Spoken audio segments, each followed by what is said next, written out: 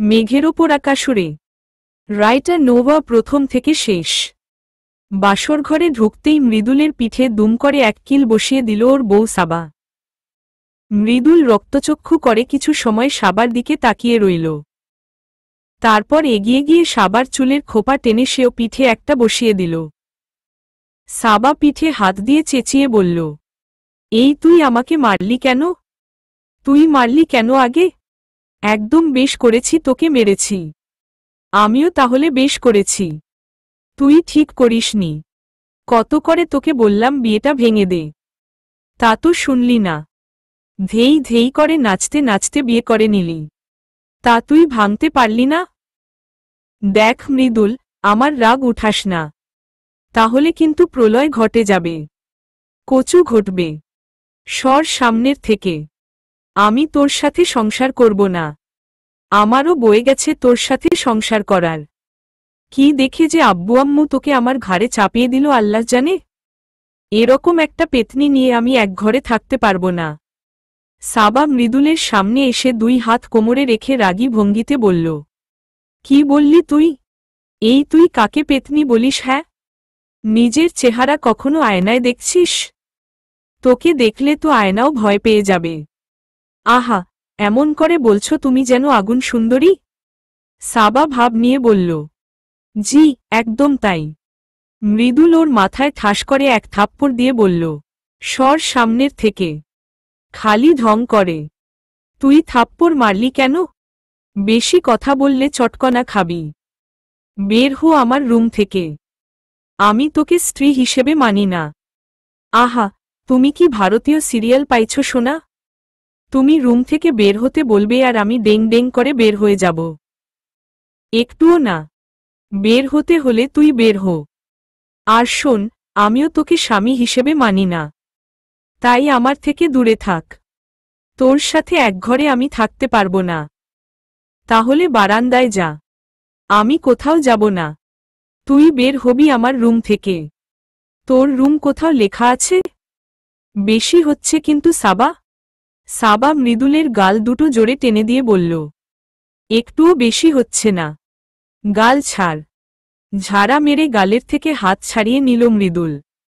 সাবা ভেঙচি কেটে সামনের দিকে যেতে নিলেই মৃদুল ওর ঘোমটা টেনে ধরল।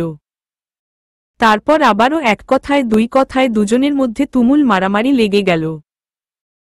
সাবা মৃদুলের চুল ধরে টানে, মৃদুলের সাবার চুল ধরে টানে।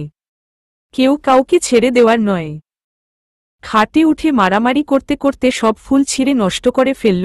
এখানেই ক্ষান্ত হল না। বালিশ যুদ্ধ শুরু করল। ওরা মারামারি করতে থাক, আমি সংক্ষেপে ওদের পরিচয় দেই। মৃদুল বিল্লাহ ও সাবরিনা সাবার বাবা সেই ছোটবেলা থেকে ভালো বন্ধু। অন্তরাত্মার বন্ধু যাকে বলে আর কি। সেই সুবাদে মৃদুল ও সাবার মধ্যেও ছোটবেলা থেকে ভালোই বন্ধুত্ব গড়ে ওঠার কথা। কিন্তু তা না ঘটে ওদের দুজনের মধ্যে গড়ে উঠে টম এন্ড জেরি সম্পর্ক। দুজন দুজনের সাথে সবসময় লেগে থাকবে। টম এন্ড জেরির মতো এদেরকে খুব কম সময় মিলে থাকতে দেখা যায়। দুজনের বাবার খুব ইচ্ছে ছিল তারা আত্মীয় গড়বে। বাঙালি অন্তরঙ্গ বন্ধু হলে যা হয় আর কি। সেই ছোটবেলা থেকে ছেলেমেয়েদের বিয়ে ঠিক করে রাখে। তারাও একই কাজ করে রেখেছে। কিন্তু সমস্যা হলো তাদের ছেলেমেয়েদের তো মিলেই না।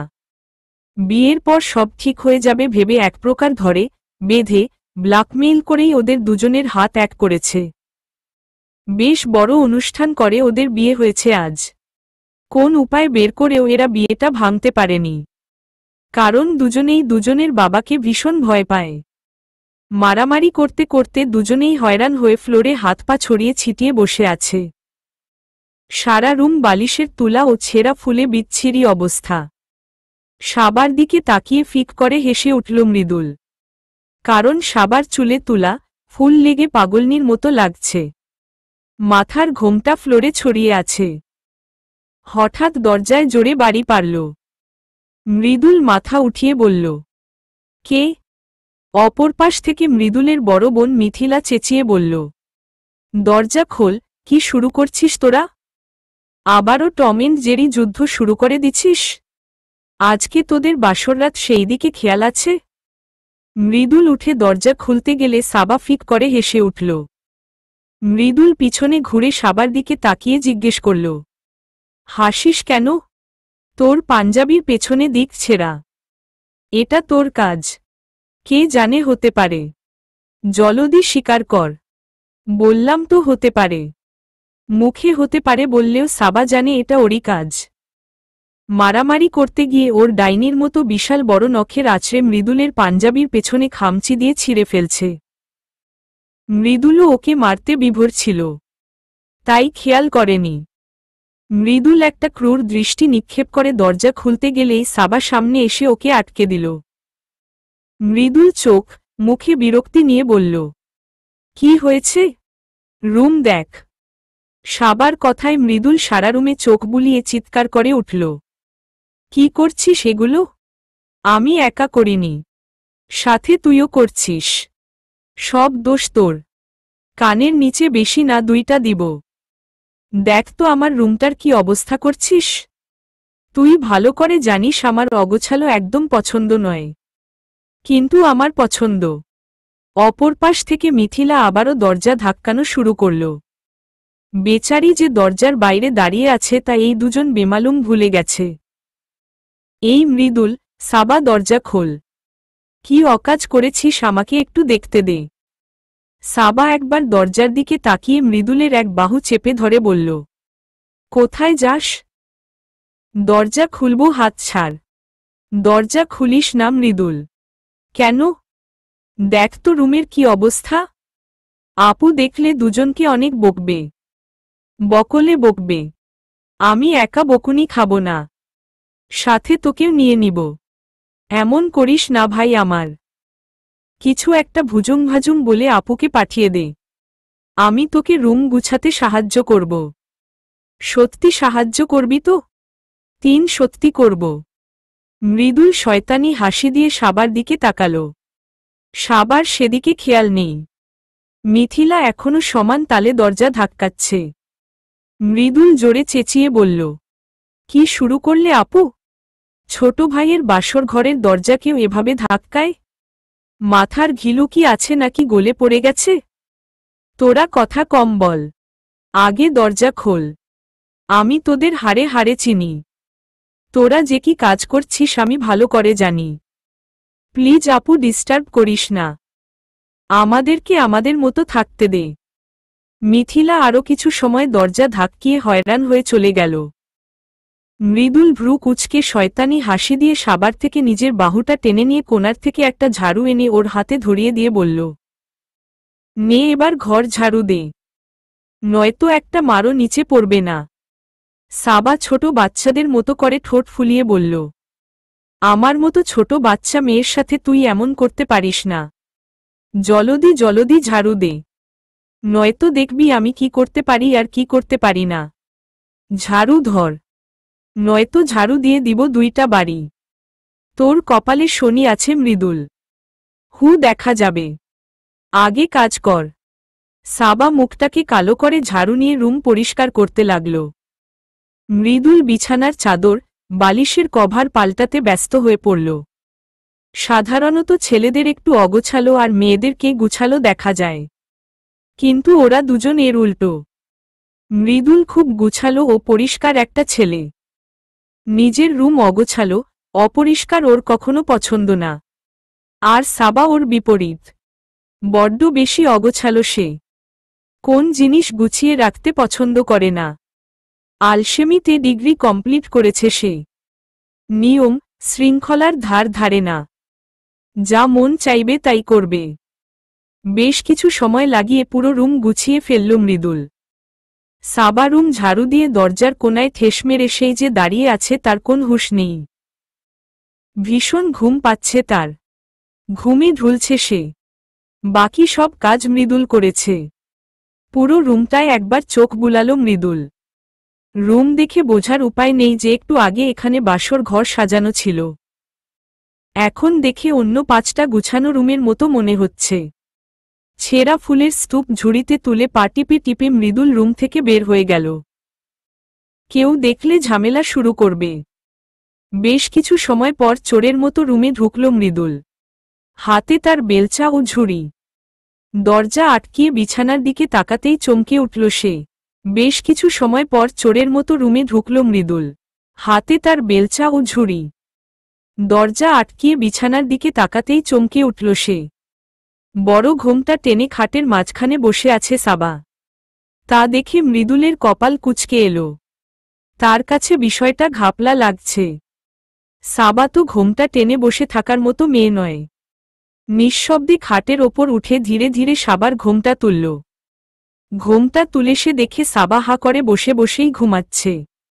মৃদুল বিড়বিড় করে বলল, আমিও তো বলি অশান্ত মেয়ে এমন শান্ত হয়ে বসে আছে কি করে? হা করে ঘুমোচ্ছে। দাঁড়া, তোর ঘুম বের করছি। বেলচা দিয়ে মৃদু খোঁচা মারতেই সাবা ঝাড়া মেরে ধরফরিয়ে উঠে গেল। সেই ঝাড়া খেয়ে ব্যালেন্স সামলাতে না পেরে মৃদুল চিৎপটাং। সাবা ওর দিকে রাগী লুকে তাকিয়ে বলল, একদম চান্স মারার চেষ্টা করবি না, দূরত্ব বজায় রাখবি। মৃদুল ফ্লোর থেকে উঠে শেরওয়ানি ঝাড়া দিতে দিতে বলল, বয়েই গেছে আমার চান্স মারার। না মারলেই ভালো। নে এবার বিছানা করে দে, আমি ঘুমাবো। অনেক ঘুম পাচ্ছে। মাথা চুলকে হাই তুলতে তুলতে সাবা কথাটা বলতেই মৃদুল ফোঁস করে উঠল। হুঙ্কার দিয়ে বলল, নিজের বিছানা নিজে করে নে। তুই বিছানা করবি না? না করব না। সত্যি করবি না? সত্যি করব না। আচ্ছা তাহলে আর কি করার? আমি আমার শ্বশুর মশাইকে গিয়ে বলি তার ছেলে আমায় অনেক মেরেছে। এটা মিথ্যে কথা। সাবা শয়তানি হাসি দিয়ে বলল, সেটা তুই আর আমি জানি, সে নয়। তোর বাবা আমায় অনেক বিশ্বাস করে। আমি যা বলবো তাই বিশ্বাস করবে। সাবা খাট থেকে উঠে দরজার সামনে যাওয়ার আগেই মৃদুল ওর পা জড়িয়ে ধরে কাদো কাদো ফেস করে বলল, আফা, আফারে তুই না আমার ভালো আফা। তুই আব্বুকে কিছু বলিস না। আমি এখনই তোর বিছানা করে দিচ্ছি। আব্বুর কাছে বিচার দিলে সে আমাকে সবার সামনে কানে ধরে উঠবস করাবে। প্লিজ আফা, তুই আমার এত বড় সর্বনাশ করিস না। সাবা বিজয়ী হাসি হেসে বলল, এই তো লাইনে আইছো চান্দু। যাও গিয়ে বিছানা কর। আর পা ছাড়। আমি তোকে মাফ করে দিছি। পা ছেড়ে দিয়ে উঠে দাঁড়ালো মৃদুল। তারপর দাঁতে দাঁত চেপে বলল, দিন আমারও আসবো সাইববানি। দেখা যাবে। আর শোন, বল। আমাকে বোন, আফা এসব বলবি না। আমি তোর বউ, সেটা তুই আমি স্বীকার না করলেও। মৃদুল মেয়ে মানুষের মতো মুখ ভেঙচে বিড়বিড় করে বলল, হাইছে আমার বউ। তোর কপালে ৯ নম্বর বিপদ সংকেত আছে, পচা বল সাবান। তুই শুধু আরেকটু অপেক্ষা কর। সাবা ওর চোখের সামনে তুড়ি বাজিয়ে বলল, কিরে কি ভাবিস? কিছু না। জলদি বিছানা কর। আমার ঘুম পাচ্ছে। করতেছি। মৃদুল ২ হাত মুঠ করে রাগটা কন্ট্রোল করে একবার চোখ দুটো ছোট ছোট করে সাবার দিকে তাকালো। সাবা বিজয়ী হাসি দিয়ে শীষ বাজাতে বাজাতে খাট থেকে নেমে দরজার সামনে দাঁড়াল। মৃদুল দ্রুত উপরে নিচে দুটো বিছানা করে নিল। ওয়াশরুম থেকে ফ্রেশ হয়ে ড্রেস চেঞ্জ করে এসে দুজনেই শুয়ে পড়ল। মৃদুল কাঁথা জড়িয়ে শুতেই ওর চোখে রাজ্যের ঘুম নেমে এলো। কিন্তু সাবার পেটের ভেতর ক্ষুধায় মোচড়ামুচড়ি শুরু করছে। তাই ওর ঘুম উড়ে গেছে। কিছু সময় বিছানার এপাশ ওপাশ করে টুপ করে উঠে বসল। ধীর পায়ে খাট থেকে নেমে মৃদুলের পাশে বসল। তারপর ওর পেটে খোঁচা দিতে দিতে বলল, এই মৃদুল উঠো না, আমার অনেক ক্ষুধা লাগছে। মৃদুল, মৃদুল রে একটু উঠো না। মৃদুল ঘুম জড়ানো কণ্ঠে বলল, কি হয়েছে? আমার অনেক ক্ষুধা লাগছে। মৃদুল ফট করে চোখ খুলে দাঁতে দাঁত চেপে বলল, নে আমাকে খা। মৃদুলের বলতে দেরি, ওর হাতে কামড় মারতে দেরি নয় সাবার। মৃদুল ব্যথায় আহ করে উঠল। সাবার দাঁতের মাঝ থেকে নিজের হাত ছাড়িয়ে রেগে বলল, কি করছিস? তুই তো বললি তোকে খেতে। তুই আসলেই একটা ডাইনি। খাবার না দিলে কিন্তু তোকেই ছিঁড়ে ছিঁড়ে খেয়ে ফেলব। অনেক ক্ষুধা লাগছে, একটু খাবারের ব্যবস্থা কর না রে ভাই। মৃদুল একবার ভেবেছিল ওকে এই অসময়ে উঠানোর জন্য সাবার চুল ধরে টেনে পিঠে দুটো দিবে, কিন্তু সাবার দিকে তাকিয়ে কিছু করতে ইচ্ছে হল না। সাবা ক্ষুধায় ছটফট করছে, মাথা নাড়িয়ে বলল, আচ্ছা দেখছি, চল আমার সাথে। দুজন চুপিসারে রুম থেকে বের হয়ে গেল। পুরো বাসার সবাই ঘুমিয়ে পড়েছে। কিচেনে গিয়ে পাতিল থেকে খাবার বেড়ে সাবার দিকে দিতেই সাবা হামলে পড়ল। গ্রোগাসে গিলতে লাগল। মৃদুল চোখ মুখ কুঁচকে ওর খাওয়া দেখছে। সাবা ওর দিকে তাকিয়ে বলল, খাবি? না, তুই খা। তাহলে এভাবে তাকিয়ে থেকে নজর দিস না, পেট খারাপ করবে আমার। সাইব্বানি রে, এমনভাবে তাকায় রইছিস মনে হচ্ছে আমাকেই খাবি। দেখ ভাই, ক্ষুধা লাগলে পাতিল থেকে বেড়ে খেয়ে নে, তবু আমার দিকে এভাবে তাকিয়ে থাকিস না। মৃদুল বিনিময়ে একটা ক্রূর দৃষ্টি দিল। ওর মনে কিন্তু অন্য কিছু ঘুরছে, যার দরুন মুখে কিছু বলল না। হনহন করে কিচেন থেকে বের হয়ে গেল। সাবা সেদিকে তাকিয়ে মুখ ভেঙচে আবার খাওয়ায় মনোযোগ দিল। বড্ড বেশি তেষ্টা পেয়েছে জামিলা বেগমের। উনি মৃদুলদের বাসার কাজের মহিলা। কিচেনে আসতেই ভেতর থেকে খুটুর খাটুর শব্দ শুনতে পেল। পা টিপে টিপে সেদিকে যেতে নিলেই হঠাৎ কারো সাথে ধাক্কা খেয়ে চেঁচিয়ে উঠল, কে ক্যাডায়? মৃদুল ফিসফিস করে বলে উঠল, আমি মৃদুল চাচি। তা এইখানে কি করো বাজান? চাচি, কিচেনে চোর ঢুকছে। জমিলা বেগম আতকে উঠে বলল, কি কও বাজান? হ্যাঁ চাচি, সত্যি কথা। আস্তে কথা বলেন, নয়তো চোর আমাদের কথা শুনতে পেয়ে পালিয়ে যাবে। জামিলা বেগম গলার স্বর কমিয়ে মৃদুলের মতো ফিসফিস গলায় বলল, এখন কি করমু? মৃদুল একবার শয়তানি হাসি দিয়ে কিচেনের দিকে তাকিয়ে মনে মনে বলল, আমাকে আব্বুর ভয় দেখানো, বিছানা করানো, তোর পা ধরানো, ঘুম থেকে উঠিয়ে খাবার বেড়ে খাওয়ানোর শাস্তি তো তোকে পেতেই হবে সাবা। এবার দেখ আমি কি করি। আব তেরা ক্যা হোগা? মৃদুল মনে মনে একটা ফন্দি এঁটেছিল। জামিলা বেগম আশায় ওর কাজটা সহজ হয়ে গেল। কিচেনের থেকে চোখ সরিয়ে জামিলা বেগমকে বলল, এদিকে আসেন চাচি, আমি বলছি। হো বাজান কও। আমার তো ডর লাগতাছে। ভয়ের কিছু নাই চাচি, আমি যেভাবে বলি সেভাবে কাজ করেন, তাহলে আমরা চোরকে ধরতে পারব। আচ্ছা কও। মৃদুল এবার তার ফন্দিটা জামিলা বেগমকে বলল, শুনেন চাচি, আপনি আস্তে করে দরজাটা লাগিয়ে চোর চোর বলে চেঁচাবেন। তারপর যা করার বাসার সবাই করবে। আর যদি চোর ধরা পড়ে তাহলে আপনার বেতন বেড়ে যাবে। মৃদুলের কথা শুনে জামিলা বেগম পান খাওয়া লাল ঠোঁটে বেশ চওড়া এক হাসি দিল। আবছা আলোতে সেটা নজর এড়াল না মৃদুলের। তিনি সহজ সরল মানুষ। মৃদুলের কথায় বেচারি সত্যি ভাবল চোর। আর চোর ধরতে পারলে তার বেতন বেড়ে যাবে, সেই আশায় ভেতরে কে আছে তা না দেখেই কিচেনের দরজা বাইরে থেকে আটকে দিয়ে চেঁচিয়ে সবাইকে ডাকতে লাগল, মিথিলা মামনি, ভাইজান, ভাবি কই আপনারা? জলদি আইয়া দেইখা যান, রান্ধনঘরে চোর ঢুকছে। দুচোখ বেয়ে নোনা জল গড়িয়ে পড়ছে তুলির। সেই জলে বালিশ ভিজে গেছে, তবুও সেদিকে খেয়াল নেই। বুকের ভেতর থেকে আসা চাপা আর্তনাদগুলো গলায় এসে আটকে যাচ্ছে, যার দরুন ইচ্ছে থাকা সত্ত্বেও চিৎকার করে কাঁদতে পারবে না। কিশোরী মনটা বারবার একজনের নাম জপে যাচ্ছে। সে তো নিশ্চয়ই এতক্ষণে তার নতুন জীবনের পাড়ি দিয়ে ফেলছে। চাপা কণ্ঠে বিড়বিড় করে বলল, কেন এমন করলেন মৃদুল ভাই, কেন? আমাকে কি একটু ভালোবাসা যেত না? আমি কি এতই খারাপ? আপনি না বলছিলেন আমি নাকি অনেক ভালো ছেলে পাব? আমার তো অনেক ভালো ছেলের দরকার নেই, শুধু আপনাকেই লাগবে আমার। আপনি শুনতে পাচ্ছেন মৃদুল ভাই, আমার আপনাকেই লাগবে। হাতে কামড় দিয়ে ভেতর থেকে আসা চিৎকারগুলো আটকে রাখল।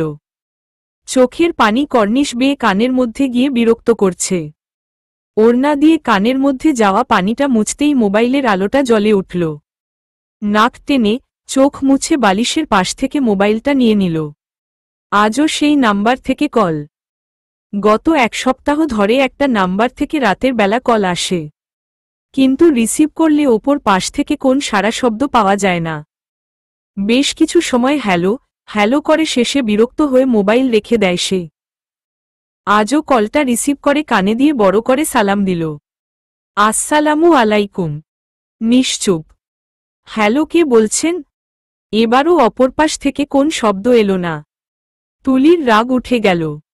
অন্য দিন হলে চুপচাপ রেখে দিত, কিন্তু আজ রাগ উঠেছে তার। কথা বলার ইচ্ছে নেই, তবুও রাগ কন্ট্রোল না করে বাজখাই গলায় বলল, সমস্যা কি আপনার? কথা বলতে না চাইলে কল কেন দিয়েছেন? আপনার মোবাইলের অনেক ব্যালেন্স থাকতে পারে, কিন্তু আমার এত সময় নেই যে নিঃশব্দে বসে আপনার নিঃশ্বাসের শব্দ শুনব। কোন কথা যখন বলবেন তাহলে দয়া করে কল করে ডিস্টার্ব করবেন না। যত সব অসহ্যকর। একদমই কথাগুলো বলে কলটা কেটে দিল তুলি। তার সারা শরীর রাগে রি রি করছে। আর একটু সময় যদি বকতে পারত তাহলে মনটা শান্ত হতো। কিছু সময় ফোঁস ফোঁস করে নাম্বারটা ব্ল্যাকলিস্টে ফেলে দিল। কলটা কেটে যেতেই মুচকি হাসল মোবাইলের ওপর পাশে থাকা মানুষটা। তুলির গলার স্বর শুনে তার মনটা নিমিষেই ভালো হয়ে যায়। যতই বকুক তবুও যেন ভালো লাগে। আবার নাম্বার ডায়াল করতেই ওপর পাশ থেকে বলে উঠল, আপনি যে নাম্বারে কল করেছেন তা এখন ব্যস্ত আছে। আপনি যদি গ্রামীণফোনের নতুন গ্রাহক হন তাহলে এখনই এক চাপুন নতুন নতুন অফার পেতে। কলটা কেটে দিল সে। ওর বুঝতে দেরি হল না তুলি ওর নাম্বার ব্ল্যাক লিস্টে ফেলে দিয়েছে। আবার নতুন একটা সিম কিনতে হবে। তবুও সে হাল ছাড়বে না। প্রতিরাতে তুলির কণ্ঠস্বর না শুনলে যে তার ঘুম ধরা দেয় না। সে একগালে ভিলেন টাইপের হাসি দিয়ে বলল, কতদিন পালিয়ে বেড়াবে আমার থেকে রংতুলি? ভালো, তোমাকে আমায় বাসতেই হবে। সেটা একদিন আগে হোক কিংবা পরে। আমি জোর করব না, তবে আদায় করে নিব। আচ্ছা রংতুলি, তুমি কি কাঁদছিল? তোমার কণ্ঠ শুনে তো তাই মনে হল। কিন্তু কেন? এই কেন এর উত্তর খুব শীঘ্রই খুঁজে বের করব। তোমার চোখের পানি যে আমার সহ্য হয় না, মনটাকে বড্ড পোড়ায়। মোবাইলটা ছুঁড়ে বালিশের পাশে ফেলে ধপ করে বিছানায় শুয়ে পড়ল। আজ ঘুমটা তার জব্বর হবে। আগামীকাল কিভাবে কথা বলবে তা আগামীকাল ভাববে। আজ আর জেগে থাকা সম্ভব নয়। তবে তার প্রথম কাজ হল তুলির কান্নার কারণ খুঁজে বের করা। শত হোক প্রথম ভালোবাসার মানুষ তো। বসার রুমে ঠোঁট উল্টে বাচ্চা মেয়ের মতো তাকিয়ে আছে সাবা। এই মুহূর্তে ওর মতো ভালো মেয়ে দুটো পাওয়া একেবারে অসম্ভব। গম্ভীর মুখে সামনে বসে আছে মৃদুলের বাবা জয়নাল বিল্লাহ ও মা সুমি বেগম। মৃদুল দাঁত কেলিয়ে হেসে সাবার দুঃখে দুঃখিত হওয়ার ভান করছে। তা সাবা দাঁতে দাঁত চেপে সহ্য করে নিচ্ছে। জামিলা বেগমের চেঁচামেচিতে সবাই উঠে চলে এসেছে। চোরের কথা শুনে সবাই অবাক, কিন্তু দরজা খুলে সাবাকে দেখতে পেল। এখন সব একসাথে বসার রুমে জোট হয়েছে। জয়নাল বিল্লাহ ঠান্ডা কণ্ঠে মিথিলার দিকে তাকিয়ে বলল, মেয়েটার খিদে পাবে সেদিকে কি কারো খেয়াল ছিল? যদি রাতে ওদের রুমে খাবার রেখে আসতি তাহলে কি আজ চোরের খেতাব পেতে হতো? মিথিলা মাথা নিচু করে বলল, আসলে আব্বু এত কিছুর মাঝে ভুলেই গিয়েছিলাম, তাই খাবারের বিষয়টা মাথায় আসেনি। জয়নাল বিল্লাহ মিথিলাকে হাত দিয়ে থামিয়ে দিয়ে বলল, হয়েছে, আর কোন অজুহাত দিতে হবে না। জয়নাল বিল্লাহের কথার পিঠে সাবা অভিনয় করার সুযোগ পেয়ে গেল। কান্নার ভান করে অভিনয়ের গলায় বলল, আপনি আমার কষ্টটা বুঝেছেন আঙ্কেল, কিন্তু আপনার ছেলে সব জেনেও আমার সাথে এমন করেছে। ও নিজে খাবার বেড়ে দিয়েছে, তারপর নিজেই চাচির সাথে চোর চোর বলে চেঁচিয়েছে। সুমি বেগম কপাল কুঁচকে গম্ভীর সুরে বলল, আঙ্কেল কে সাবা? উনি তোমার শ্বশুর মশাই। শ্বশুরকে কি বলে ডাকতে হয় তা কি তুমি জানো? সাবা মাথা নিচু করে ছোট করে বলল, সরি আন্টি, বাবা বলতে হবে। মিথিলা ওকে কনুই দিয়ে খোঁচা মেরে ফিসফিস করে বলল, এই বুদ্ধ মেয়ে কি বলিস এসব? আম্মুকে আন্টি বলছিস কেন? মাথা গেছে আমার মিথিলা আপু। আম্মু বিষয়টা খেয়াল করলে খবর হয়ে যাবে। সুমি বেগম সত্যিই খেয়াল করল না। জামিলা বেগম অপরাধী ভঙ্গিতে মুখ কুচোমুচো করে মৃদুলকে বলল, এইটা কি বাজান? তুমি না কইলা চোর? তাইলে সাবা বৌমনি আইল কেমতে? মৃদুল তার দিকে তাকিয়ে দাঁত বের করে হাসি দিয়ে বলল, সরি চাচি, আমি আসলে ভুল বলেছি। এইটা চোর নয়, চুন্নি হতো। এইটা কিন্তু ঠিক না বাজান। জয়নাল বিল্লাহ কিছু সময় সামনের টিটেবিলের ওপর থাকা ফুলদানির দিকে তাকিয়ে রইল। তারপর রাগী লুকে মৃদুলের দিকে তাকাল। মৃদুল তার বাবার চাহনিতে বড়সড় এক ঢোক গিলে আমতা আমতা করে বলল, আমি কিছু করিনি আব্বু। তোমাকে আমি জিজ্ঞেস করেছি মৃদুল? না, আমি এমনি বললাম। যাও, বৌমাকে নিয়ে রুমে যাও। জামিলা বেগমের দিকে তাকিয়ে, আর শুনো জামিলা, এই গাধার কথায় কোন কাজ করবে না। আজকে ছেড়ে দিলাম, অন্য দিন হলে কিন্তু ছাড়ব না। মনে রেখো বাসায় মেহমান বলে ছাড় পেলে। জামিলা বেগম মুখটাকে শুকনো করে ডানে বামে মাথা নাড়াল। মৃদুল তার পাশ থেকে সরে সাবার সামনে এসে লোভ হয়ে যে বলল, রুমে চল। আজ বেঁচে গেলি মৃদুল, তুই বেঁচে গেলি সাবা। তোর কপালে কি আছে তুই নিজেও জানিস না। দেখা যাবে ইয়ার। ওদের দুজনকে ফুসুর ফাসুর করতে দেখে সুমি বেগম ধমকে বললেন, কি হলো, যাচ্ছিস না কেন তোরা? মৃদুল মাথা চুলকে ভদ্র ছেলের মতো মাথা নাড়িয়ে বলল, যাচ্ছি আম্মু। যে যার যার রুমে চলে গেল। সাবা রুমে গিয়ে রাগে ধপ করে খাটে বসে পড়ল। মৃদুল দরজা লাগিয়ে সাবার সামনে বসে বিজয়ী হাসি দিয়ে বলল, ডোজটা কেমন হলো মিস সাবরিনা সাবা? সাবা ফোঁস করে উঠে মৃদুলের চুলগুলো জোরে টানতে টানতে বলল, আজ তোর একদিন কি আমার একদিন। সাবা ছাড়, ব্যথা পাচ্ছি। ব্যথা পাওয়ার জন্য ধরেছি। আমিও কিন্তু তোর চুল ধরব। আমি কি ছেড়ে দিব নাকি?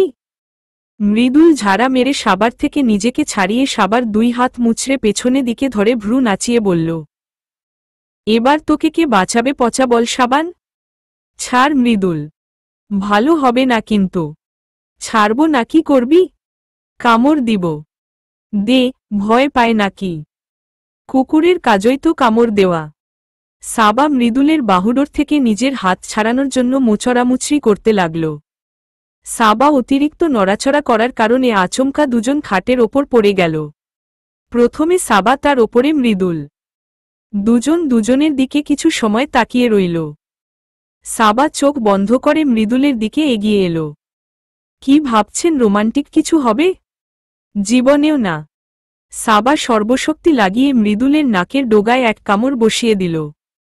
মৃদুল আউচ বলে চিৎকার দিয়ে সাবার ওপর থেকে উঠে গেল। ওর নাক লাল নীল সিগন্যাল দিচ্ছে।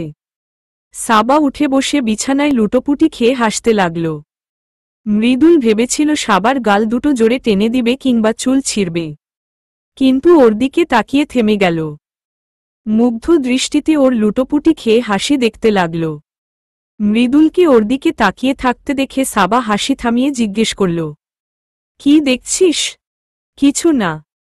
মৃদুল ছোট করে উত্তর দিয়ে ওয়াশরুমে চলে গেল।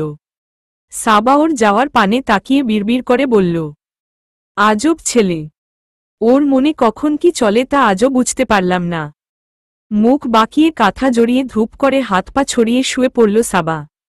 মৃদুলের আসার অপেক্ষাও করল না। সারাদিন তার ওপর ধকল তো কম যায়নি। কিছু সময়ের মধ্যে গভীর ঘুমে তলিয়ে গেল। পরের দিন সকালে শরীর ঠান্ডায় লাগতেই মৃদুল পিটপিট করে চোখ খুলল। সারা শরীর বরফ হয়ে আছে তার। ফট করে উঠে বসে এদিক সেদিকে তাকিয়ে বোঝার চেষ্টা করল সে কোথায়। ওপরের বিছানায় তাকিয়ে দেখল তা ফাঁকা। নিচের বিছানার দিকে তাকিয়ে দেখল সাবা হাত পা ছড়িয়ে উপর হয়ে ঘুমোচ্ছে।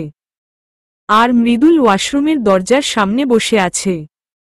মৃদুল দাঁতে দাঁত চেপে বিড়বিড় করে বলল, আমার বিছানাটা দখল করলি তাও মানলাম, কিন্তু নিচেরটাও তোকে দখল করতে হলো। আমাকে ওয়াশরুমের সামনে পাঠিয়ে দিয়েছিস। আমিও তো বলি এত ঠান্ডা লাগে কেন? তোর আরামের ঘুমের 12টা বাজাচ্ছি আমি। মৃদুল উঠে গিয়ে সাবার কান ধরে টান মারল। সাবা ঘুমের ঘোরে ওর হাতে ঠাস করে দুটো চড় মেরে অন্যদিকে ঘুরে ঘুমিয়ে পড়ল। মৃদুল কপাল কুঁচকে দৌড়ে গিয়ে ওয়াশরুম থেকে এক মগ পানি এনে সাবার শরীরে ঢেলে দিল।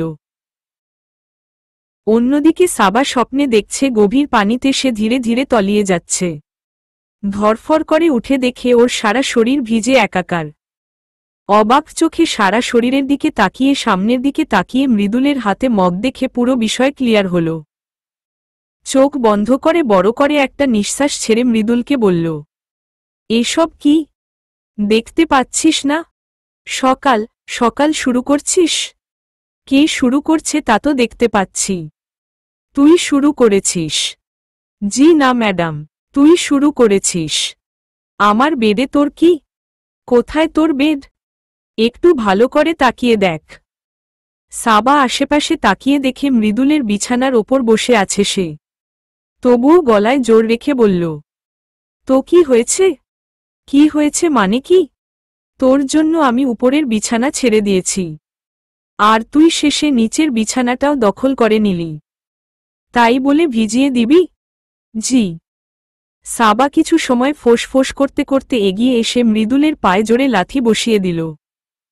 মৃদুলও ছেড়ে দেওয়ার পাত্র নয়। ওর চুলগুলো ধরে একটা ঘূর্ণি দিয়ে পিঠে দুম করে একটা বসিয়ে দিল। সাবা ওর বুকের মধ্যে জোরে ঘুষি মারল। মারামারি করতে করতে বিছানায় গড়াগড়ি খেতে লাগল। তবুও কেউ থামে না।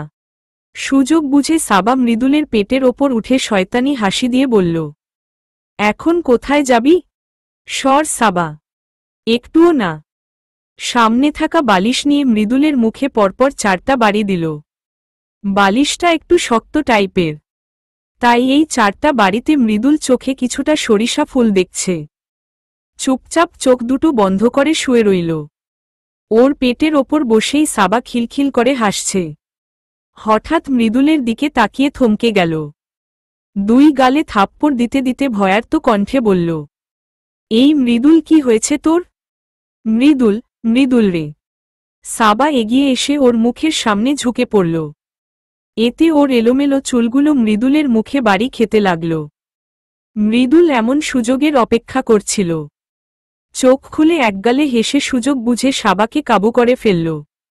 এখন সাবার ওপর পুরো ভর দিয়ে মৃদুল শুয়ে আছে। সাবা ওকে এক চিমটিও সরাতে পারছে না। মৃদুল ওর চোখের দিকে তাকিয়ে বলল, এবার তোকে কে বাঁচাবে সাইব্বানি? ওপর থেকে সর। তুই সরছিলি? প্লিজ মৃদুল।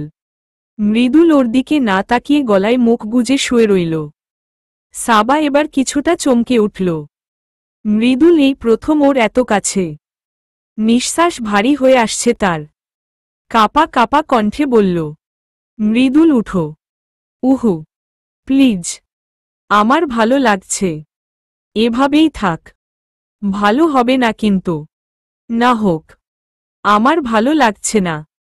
মৃদুল মাথা উঠিয়ে সাবার নাকের সাথে নিজের নাকটাকে হালকা করে ঘষা দিয়ে চোখে চোখ রেখে বলল, একটু আদর করি? মৃদুলের কথা শুনে সাবার চোখ দুটো অটোমেটিক বড় হয়ে গেল। ভয় মুখটাও শুকিয়ে একটুখানি হয়ে গেল। কি বলছে এসব? ছেলেটার মাথা কি খারাপ হয়ে গেল নাকি? আগের মৃদুলের সাথে এখনকার মৃদুলের আকাশ পাতাল তফাত। সাবা কাপা কাপা ঠোঁটে থেমে থেমে বলল, মৃদুল, আমি ফ্রেশ হব। উপর থেকে উঠো। মৃদুল একলাফে ওর ওপর থেকে উঠে জোরে হো হো করে হাসতে লাগল। ওর হাসির দিকে সাবা বিস্মিত চোখে তাকিয়ে রইল। মৃদুল কিছু সময় বিছানায় গড়াগড়ি খেয়ে হাসতে হাসতে বলল, কি কেমন দিলাম? তুই ভাবলি কি করে তোকে স্ত্রীর অধিকার দিব আমি?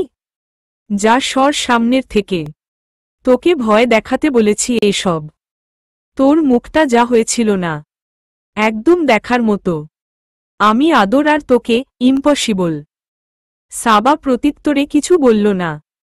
মন খারাপ করে ওয়াশরুমে চলে গেল। সাবার মন খারাপ কেন হলো তা বুঝল না মৃদুল। হাসি থামিয়ে সাবার যাওয়ার পানে তাকিয়ে রইল। রিসিপশনের অনুষ্ঠানে বউ সেজে চুপ করে বসে আছে সাবা। সকালের ঘটনার পর থেকে ওর মুখটা ঘন আধারে ঢেকে আছে। ওর কানের মধ্যে শুধু মৃদুলের একটা কথাই বাজছে, তুই ভাবলি কি করে তোকে স্ত্রীর অধিকার দিব আমি?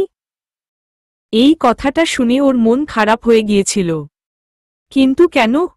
তার উত্তর খুঁজে পাচ্ছে না। সবাই নতুন বউ দেখে নানা কথা বলছে, কিন্তু সেসব সাবার কানে ঢুকছে না। সে একধানে সামনের চেয়ারের দিকে তাকিয়ে রইল। শালা, বলেছিলি পড়াশোনা শেষ না করে বিয়ে করবি না, এখন আমাদের আগে কাজ সেরে ফেললি। মৃদুলের বন্ধু রাহিম ওর কাঁধে মৃদু চাপড় মেরে কথাটা বলল। রাহিম, রাতুল, মৃদুল, শান্তা, সুমাইয়া, এই 5 জন কলেজ জীবনের বন্ধু, একসাথে মাস্টার্সে পড়ছে। রাহিমের কথায় মৃদুল মুচকি হেসে বলল, আমি কি রাজি ছিলাম নাকি? বাবা তো ধরে বেঁধে বিয়ে দিয়ে দিল। মৃদুলের আরেক বন্ধু রাতুল টিটকারির সুরে বলল, হইছে দোস্ত, আর আঙ্কেলের দোষ দিতে হবে না। তুই যে নিজেও এর জন্য রাজি ছিলি তা আমরা জানি। রাতুলের সাথে গলা মিলালো শান্তা। বুঝছি তো। খুব তো বড় মুখে বলেছিলি মাস্টার্সের পড়া শেষ করে বাবার গার্মেন্টসে হাত দিব, তারপর বিয়ের কথা চিন্তা করব। এখন তো মনে হচ্ছে ততদিনে বাচ্চা কাচ্চা নিয়ে গার্মেন্টস ঘুরতে যাবি। সুমাইয়া ওর কাঁধে একটা ধাক্কা দিয়ে বলল, আরে বুঝুস না কেন শান্তা, তারও তো বিয়ের ইচ্ছে ছিল, কিন্তু আমি বুঝতে পারছি না যেই মেয়েকে ও দেখতে পারত না তাকে বিয়ে করে নিল। কিভাবে সম্ভব এসব? রাহিম গলা খাকরি দিয়ে বলল, হয়তো মনের কানেকশন ছিল। রাহিমের কথায় সব একসাথে হেসে উঠল। কিন্তু মৃদুলের সেদিকে হুঁশ নেই। সকাল থেকে সাবার মনটা খারাপ দেখে তারও কেমন জানি মনটা আনচান করছে।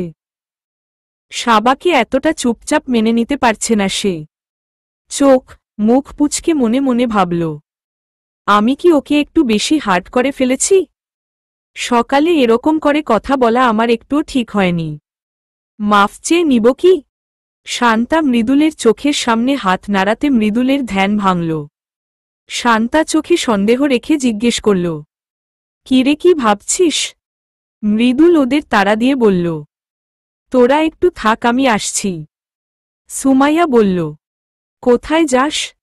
রাতুল এক চোখ মেরে বলল, আরে বুঝিস না কেন সুমাইয়া, এনার্জি কমে গেছে তাই বউয়ের কাছে যাচ্ছে। বন্ধুবান্ধবীদের টিপ্পনি কাটা কথাবার্তায় কান না দিয়ে মৃদুল দ্রুত পায়ে স্টেজের দিকে চলে গেল। দুপুরে খাবারের পর্ব শেষ করে লেহেঙ্গা উঁচিয়ে এদিকে সেদিকে তাকিয়ে মৃদুলকে খুঁজে বেড়াচ্ছে তুলি। জানে সে অন্য কারোর, তবুও তাকে এক নজর না দেখলে এই মুহূর্তে শান্তি পাবে না তুলি। হঠাৎ পেছনে থেকে কেউ ডেকে উঠল, তুলতুলি। তুলি চোখ মুখ কুঁচকে বিরক্তির সহিত পেছনে তাকাল। যাকে ভেবেছিল সেই সাবার ছোট ভাই সিয়াম নায়ক সেজে দাঁড়িয়ে আছে। বয়স খুব বেশি না, সামনের বছর এইচএসসি দিবে, আর তুলি এসএসসি। 2 বছরের সিনিয়র সিয়াম। তুলির বিরক্ত হওয়ার কারণ হল সে জানে সিয়াম তাকে পছন্দ করে, কিন্তু তুলি তো সেই কবেই মৃদুলকে মন দিয়ে বসে আছে। তুলিকে থম মেরে দাঁড়িয়ে থাকতে দেখে সিয়াম মুচকি হেসে বলল, কেমন আছো? তুলি কোন উত্তর না দিয়ে দ্রুত সেখান থেকে চলে গেল। সিয়াম মৃদু হেসে মাথার পেছনের চুলগুলো নাড়াতে নাড়াতে বলল, কতদিন এভাবে পালিয়ে বেড়াবে রংতুলি? ধরা তো তোমাকে দিতেই হবে। দুপুরবেলা খাবারের টেবিলে সবাই একসাথে বসেছে। সাবার বাবা আমিনুল ঢালি ঘন ঘন দাড়িতে হাত বুলাচ্ছেন। মৃদুলকে মেয়ের জামাই করতে পেরে তিনি ভীষণ খুশি। তার ধারণা মতে মৃদুলের মতো ছেলেই হয় না, সোনার টুকরো ছেলে যাকে বলে। তার পাশে বসেছে সিয়াম, অপোজিট চেয়ারে মৃদুল বসেছে। সাবা রুম থেকে এসে মৃদুলের পাশের চেয়ার টেনে বসতে নিলেই ওর মা নাসিমা বেগম চোখ পাকিয়ে তাকাল। মায়ের দিকে তাকিয়ে সাবা কিছু বুঝতে পারল না, তাই চোখে বিস্ময় ভাব রেখে জিজ্ঞেস করল, কি হয়েছে আম্মু? আমার সাথে একটু কিচেনে আয়। সাবা কিছু বলার আগে নাসিমা বেগম ওর হাত ধরে হনহন করে কিচেনে নিয়ে গেল। সাবা হাত ছাড়িয়ে নিয়ে বলল, এভাবে টেনে নিয়ে এলে কেন? তোর কি বুদ্ধিশুদ্ধি সব লোপ পেয়েছে সাবা? কি করেছি আমি? জামাইকে না খাইয়ে তুই খেতে বসিস কোন আক্কেলে? আশ্চর্য, তোমাদের জামাইকে কি আমি খাইয়ে দিব নাকি? এক চর মারব। তোকে বলছি খাইয়ে দেওয়ার কথা। এত বেশি বুঝিস কেন? তাহলে জামাইকে একটু বুঝে শুনে খাবার বেড়ে দিবি। ওর কি লাগবে না লাগবে সেদিকে খেয়াল রাখবি। খাওয়ার সময় পাশে দাঁড়িয়ে থাকবি। পানি এগিয়ে দিবি। তাহলেই না স্বামী স্ত্রী ভালোবাসা বাড়বে। এগুলো কি এখন আমার শিখিয়ে দিতে হবে? কেন আম্মু, মৃদুল কি এই প্রথম আমাদের বাসায় এসছে? আর জীবনে আসেনি? হ্যাঁ, এসেছে। কিন্তু এই প্রথম জামাই হিসেবে এসেছে। তাই ওকে জামাই আপ্যায়ন করতে হবে। আপ্যায়নের কোন ত্রুটি চাই না আমি। যদি তুই কোন ঝামেলা পাকাস তাহলে এই বাসায় আসা বন্ধ। আমার মেয়ের জামাইয়ের কোন অযত্ন আমি সহ্য করব না। সাবা কাদো কাদো ফেস করে বলল, আমার থেকে এখন জামাই বেশি হয়ে গেল? আমার কোন দাম নেই? যাও, আসব না তোমাদের বাসায়। আমি আমার শ্বশুর বাড়ি থাকব। কেউ ভালোবাসে না আমায়। সে আসতে না আসতেই আদরের ভাগিদার হয়ে গেল। আর আমি তো বানের জলে ভেসে আসছি। হয়েছে কথা কম বল। পোলাওয়ের বোলটা টেবিলে নিয়ে যা। জামাইয়ের খাওয়ার পর আমার সাথে খেতে বসবি। আমার কথার কোন হেরফের যেন না হয়। সাবা দাঁত কিরমির করে মায়ের কথা হজম করে নিল। পোলাওয়ের বোলটা দুই হাতে নিয়ে ঠাস করে টেবিলে রাখল। আমিনুল ঢালি, মৃদুল দুজন ব্যবসা সংক্রান্ত কথা বলছিল। সাবা টেবিলে ঠাস করে বোল রাখতেই আমিনুল ঢালি মুখ কুঁচকে সাবাকে জিজ্ঞেস করল, কি হয়েছে সাবা? সাবা মুখটাকে বাংলা পাঁচের মতো করে বলল, কিছু না। আর কোন কথা না বলে চুপচাপ সবার প্লেটে পোলাও বেড়ে দিতে লাগল। সাবার মুখ দেখে সিয়াম জিজ্ঞাসু কণ্ঠে বলল, কি হয়েছে রে আপু? তোকে এমন দেখাচ্ছে কেন? কিছু হয়নি। চুপচাপ খা। আম্মু তোকে কি বলল? যা খুশি তা বলেছে। তোর কি? আমার কিছুই না। আমি তো জাস্ট জিজ্ঞেস করলাম। তাহলে চুপচাপ গিলতে থাক। আচ্ছা। সাবা সবার প্লেটে পোলাও বেড়ে দিয়ে রোস্ট তুলে দিল। নতুন জামাইয়ের আপ্যায়নের কোন ত্রুটি রাখেননি নাসিমা বেগম। পোলাও, রোস্ট, ফ্রাই, ইলিশ মাছ ভাজা, গরুর গোশত, চিংড়ি মালাইকারি, রুই মাছ ভুনা, মুগ ডাল, পায়েস আরও নানা কিছু। পুরো টেবিল ভর্তি বাহারি খাবার। সেগুলো সার্ভ করার দায়িত্ব সাবার। মৃদুল সেটা টের পেয়ে কিছু সময় পরপর এটা ওটা এগিয়ে দেওয়ার ফরমাইশ দিচ্ছে। সাবার দিকে তাকিয়ে শয়তানি হাসি দিয়ে আবারও চেঁচিয়ে বলল, সালাদ। সাবা দাঁতে দাঁত চেপে বলল, সালাদ তো প্লেটে আছে। লেবু লাগবে আর কি। সাবা সালাদের বাটি ঘেটে 2 পিস লেবু মৃদুলের প্লেটে তুলে দিল। সাথে সাথে মৃদুল আবার বলল, গোশতের বাটিটা দাও। সাবা গোশতের বাটি এগিয়ে দিতেই মৃদুল নাক মুখ কুঁচকে বা হাতে চামচ দিয়ে গোশত নাড়াচাড়া করে বলল, না, গোশত খাবো না। রুই মাছ দাও। সাবা তার বাবার পাশ থেকে রুই মাছের বাটি এগিয়ে দিলে গোশতের মতো নেড়েচেড়ে বলল, চিংড়ি মাছ দাও। এগুলো খেতে ইচ্ছে করছে না। সাবা বুঝতে পারল ওকে জ্বালানোর জন্য মৃদুল এমন করছে।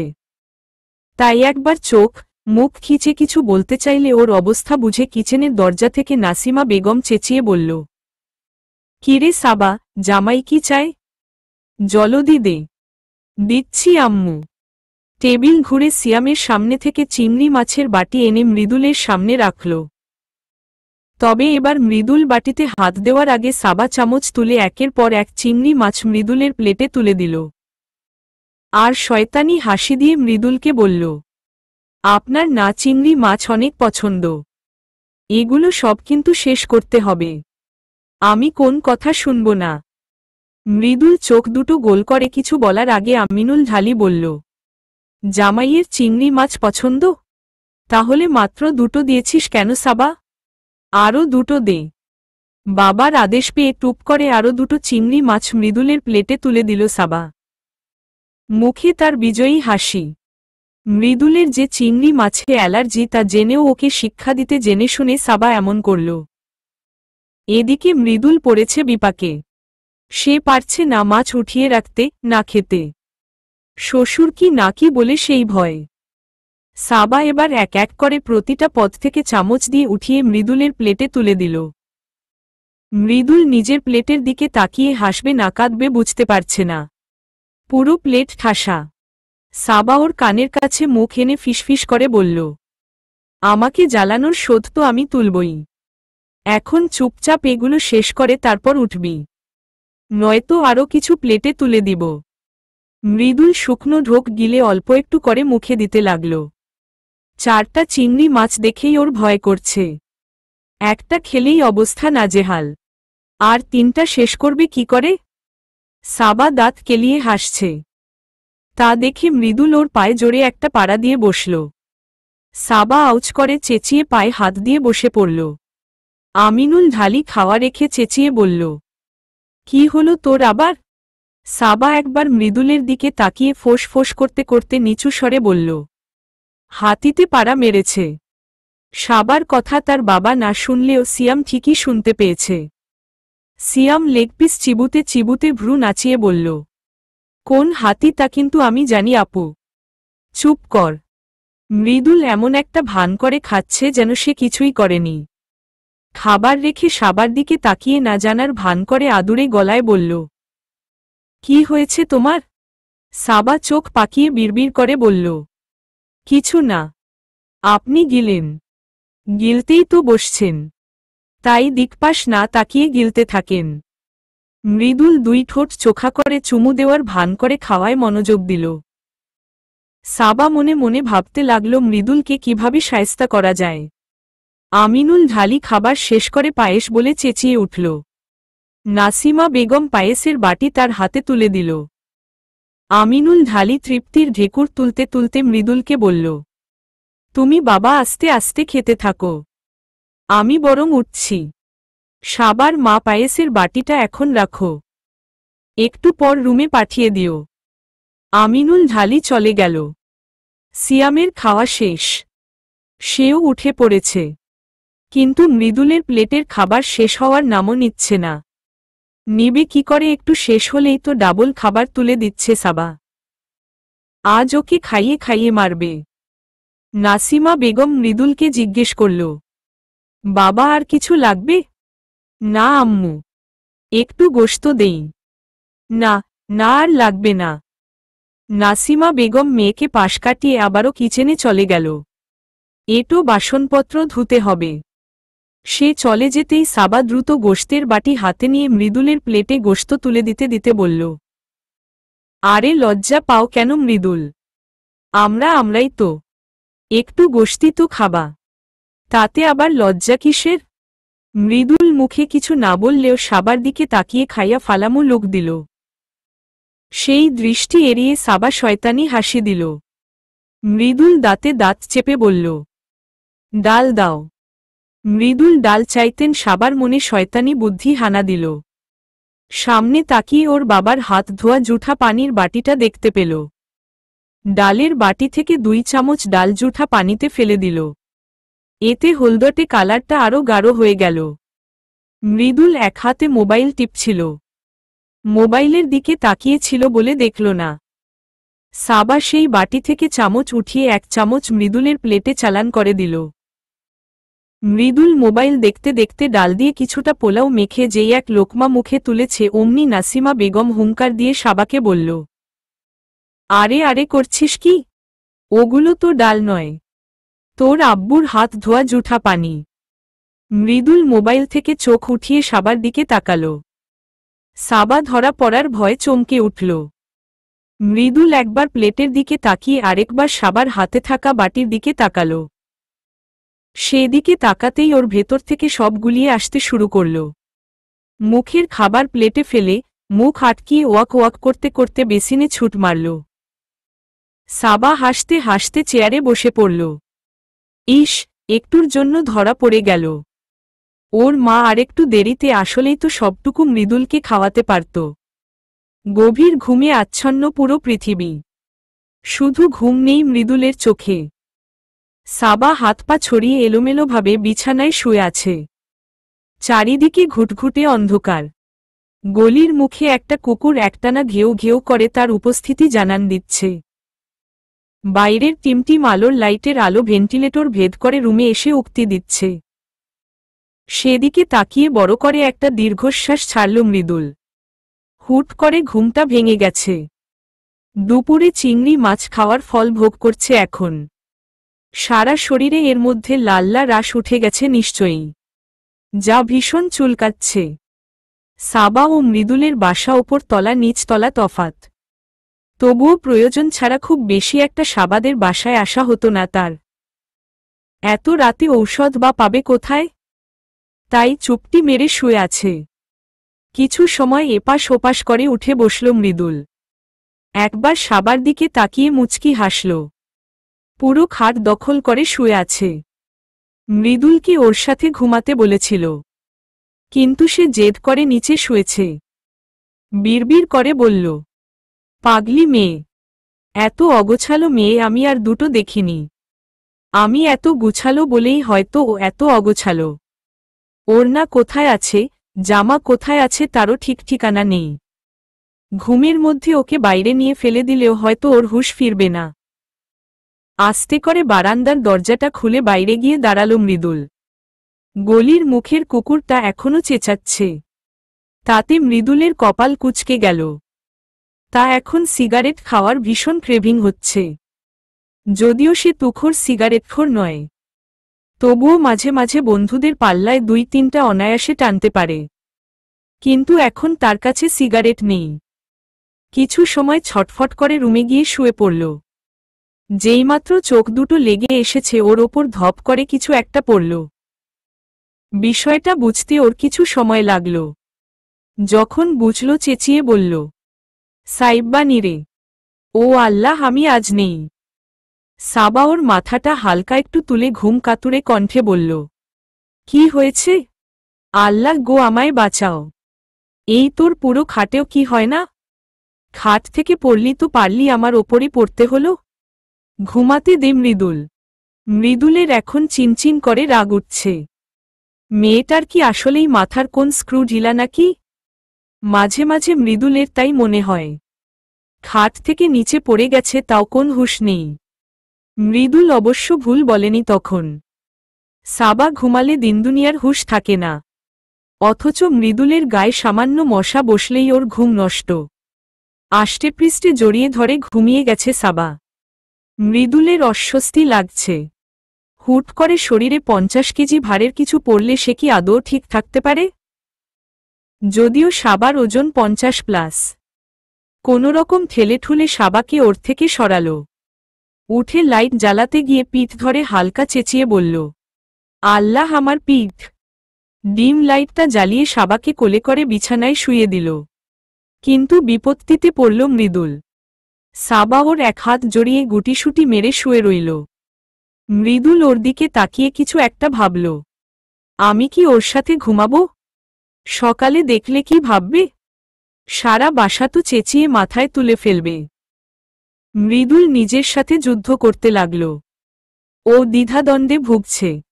কিছু সময় নিজের সাথে যুদ্ধ করে মুচকি হাসি দিয়ে বলল, একসাথে ঘুমাতে সমস্যা কি? আমার বউ তো। মৃদুল এক হাতে নিচ থেকে বালিশ তুলে নিল।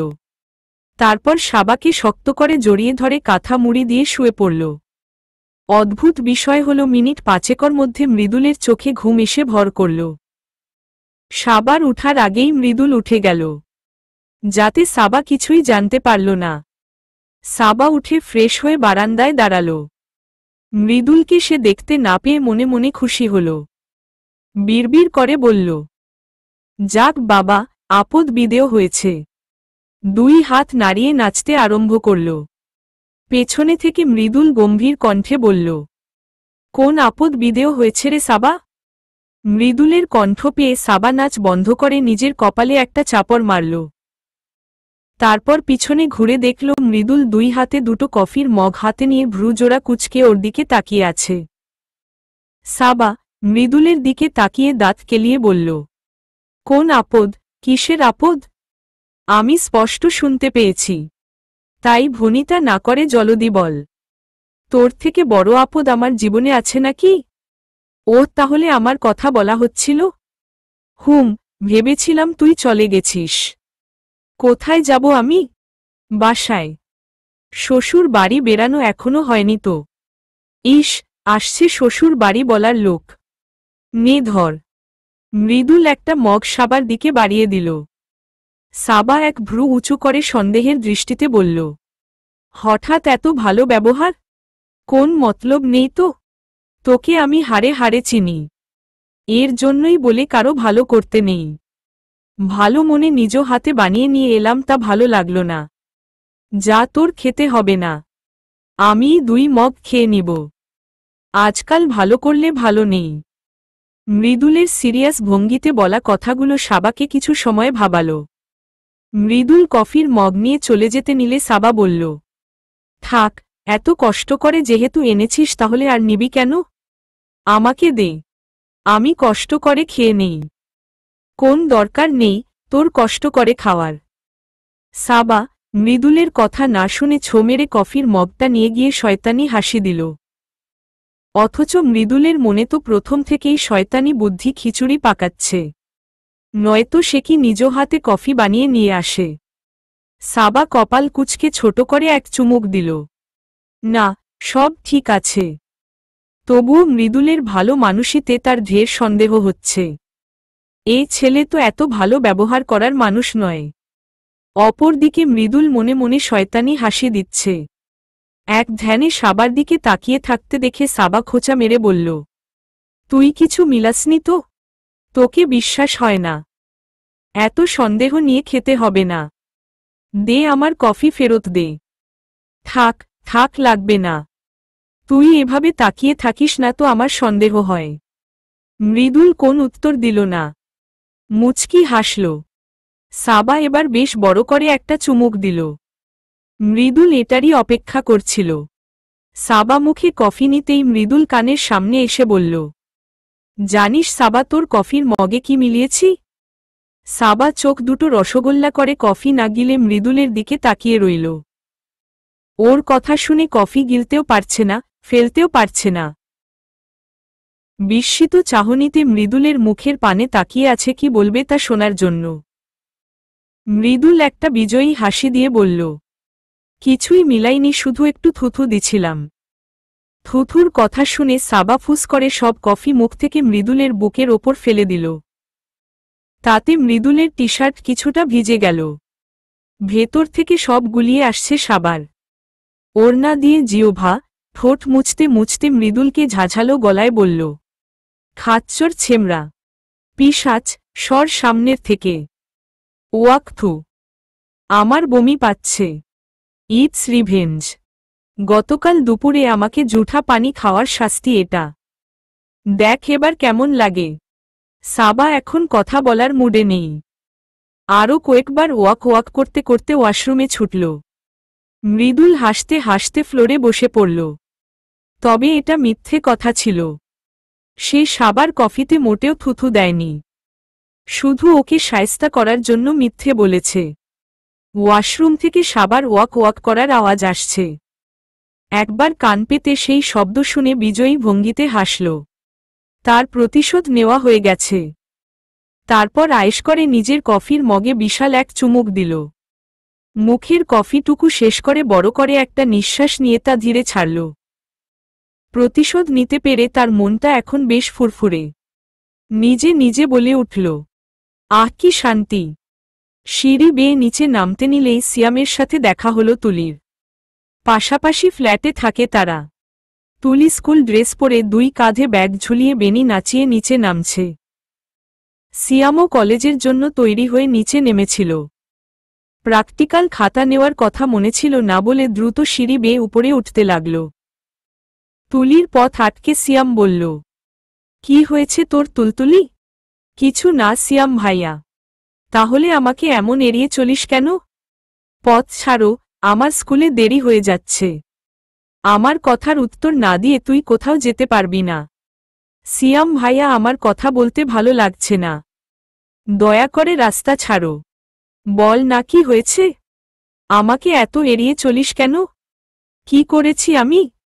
কেন তুমি জানো না? তুলি কণ্ঠে রাগী ভাব রেখে কথাটা বলল। সিয়াম ভ্রু কুঁচকে ওকে জিজ্ঞেস করল, কি জানব? কিছু না সরো সিয়াম ভাইয়া।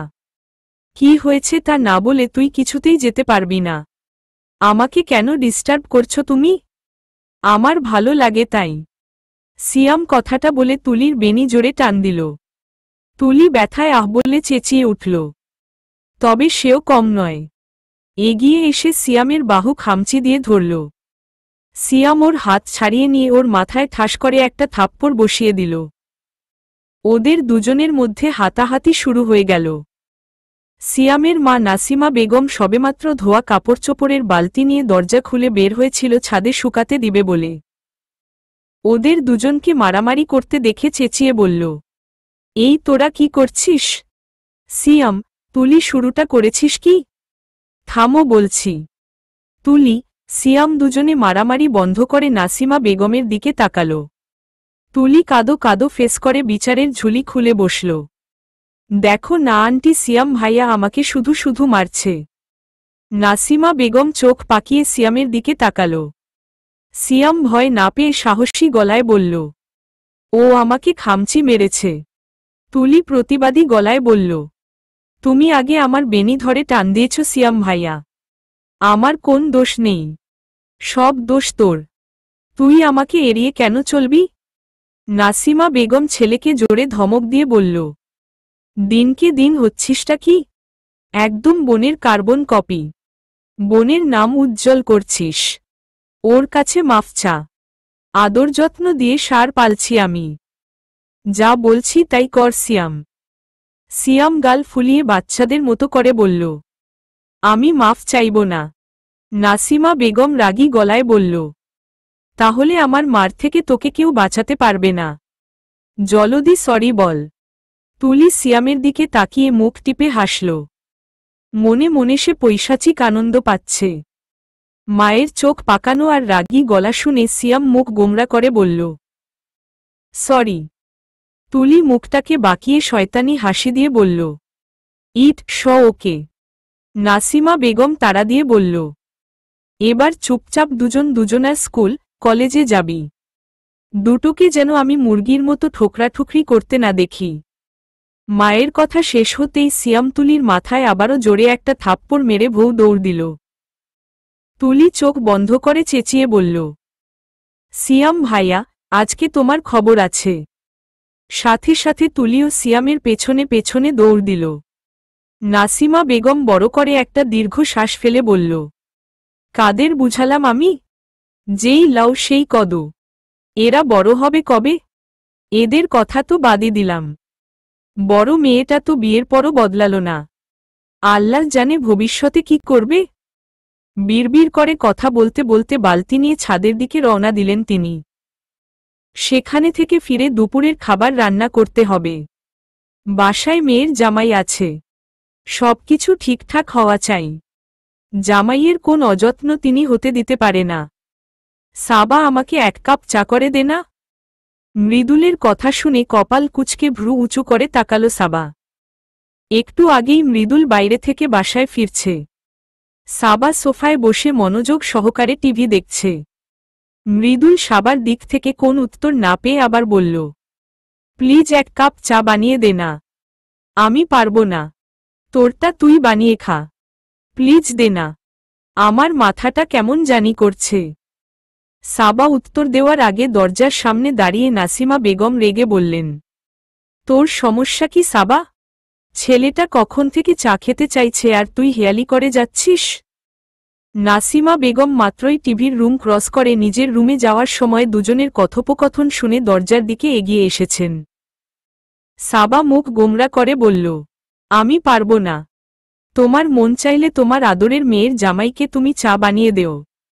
জলদি গিয়ে পানি বসা। আমার যেন দ্বিতীয়বার বলতে না হয়। সাবার আগে ফোঁস ফোঁস করতে লাগল। সেদিকে তাকিয়ে মৃদুল বলল, থাক আম্মু, লাগবে না।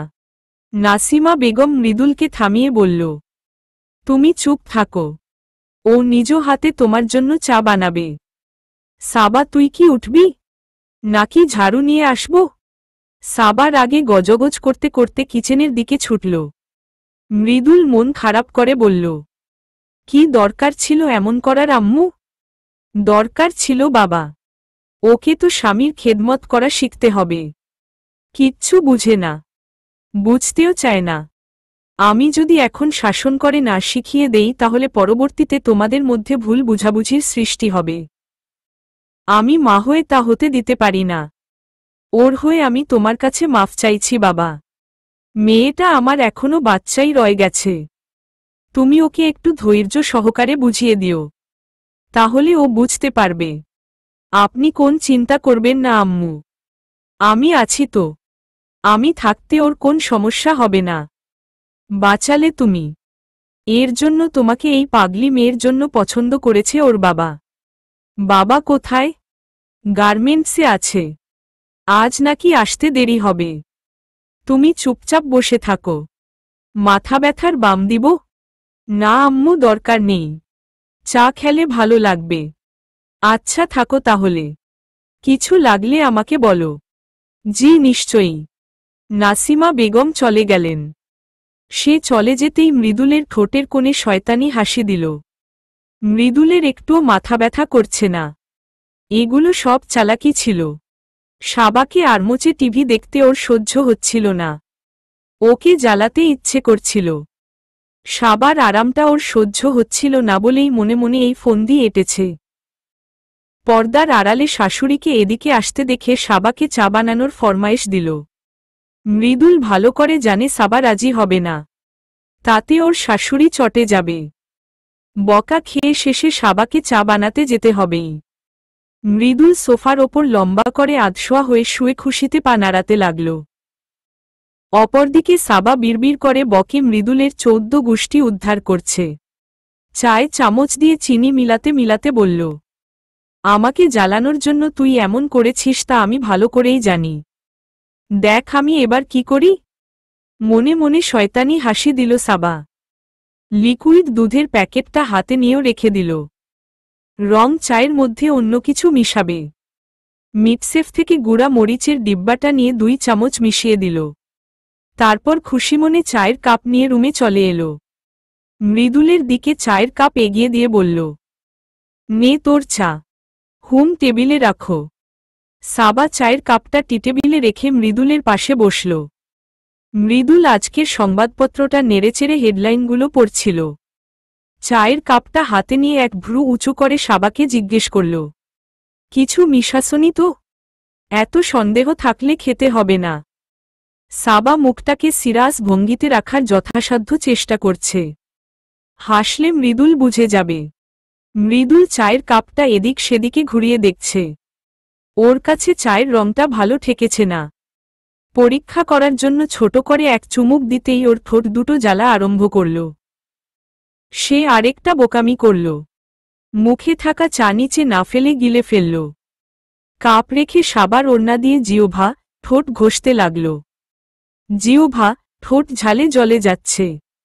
সে মনে মনে ভেবেছিল চায় চুমুক দিবে না, তবুও কেন যে দিয়ে ফেলল তাই বুঝতে পারছে না।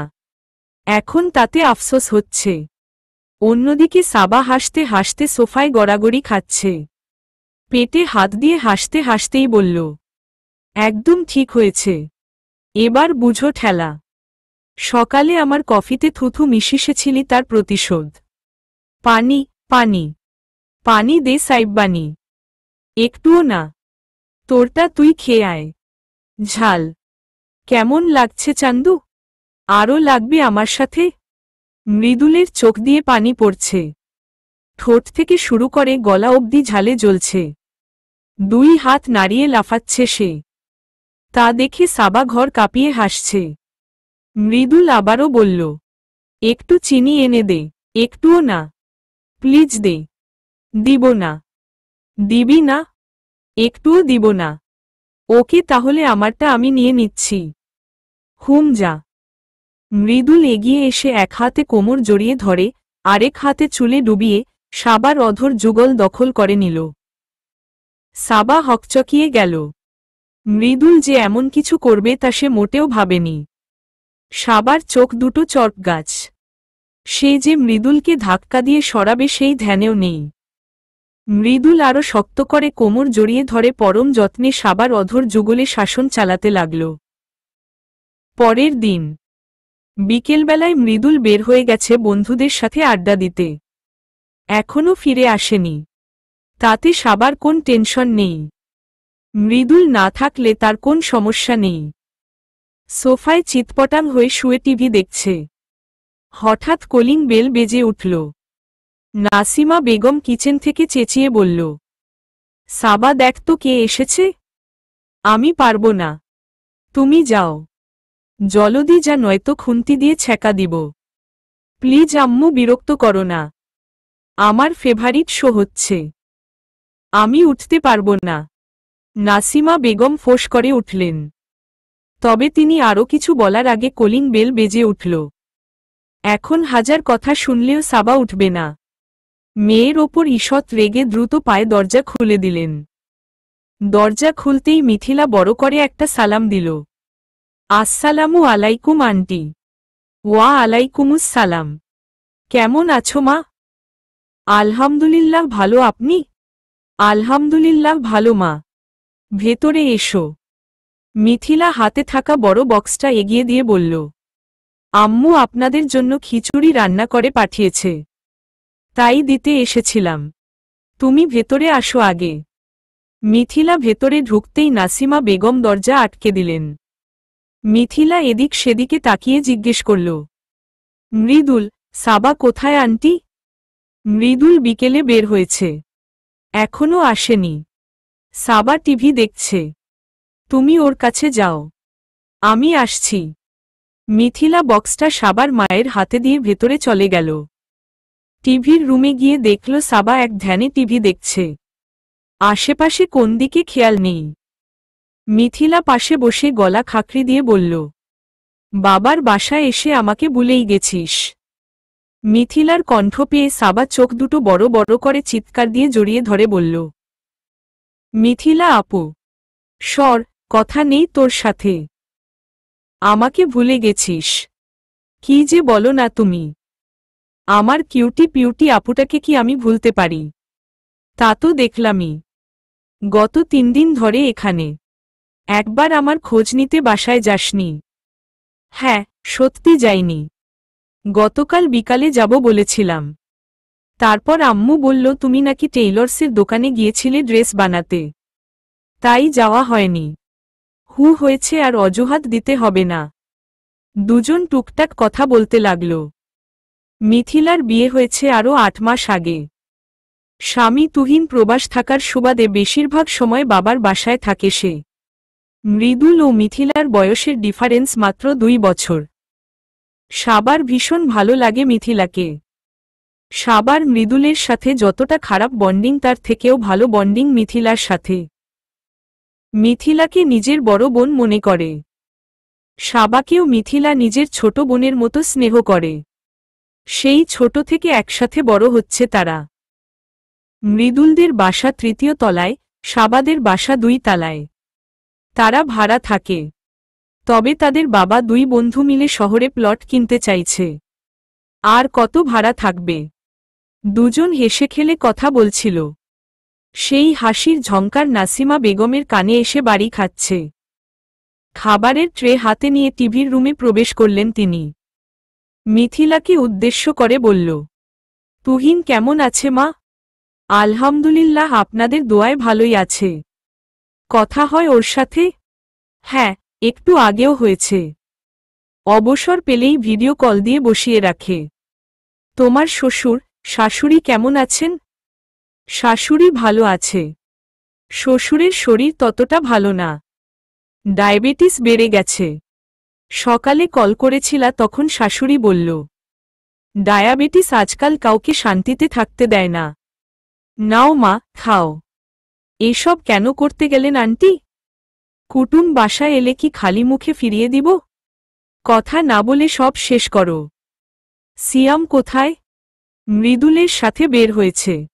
সাবা চুপচাপ তাদের কথা শুনছিল। হঠাৎ ট্রেতে রসগোল্লা দেখে তার জিভে জল এসে পড়ল। রসগোল্লা তার ভীষণ পছন্দ। হাঁসফাঁস করতে করতে তার মাকে বলল, আম্মু আমায় কয়েকটা রসগোল্লা দাও না। নাসিমা বেগম মেয়ের দিকে তাকিয়ে চোখ পাকাল। মিথিলা হাসি মুখে বলল, নে এখান থেকে নে, তোর যত খেতে ইচ্ছে হয় খেতে থাক। নাসিমা বেগম বললেন, না মা তুমি খাও, আমি ওকে এনে দিচ্ছি। নাসিমা বেগম ফ্রিজ থেকে রসগোল্লা আনতে চলে গেলেন। মিথিলা ও সাবা গল্প করতে করতে এটা সেটা খেতে লাগল।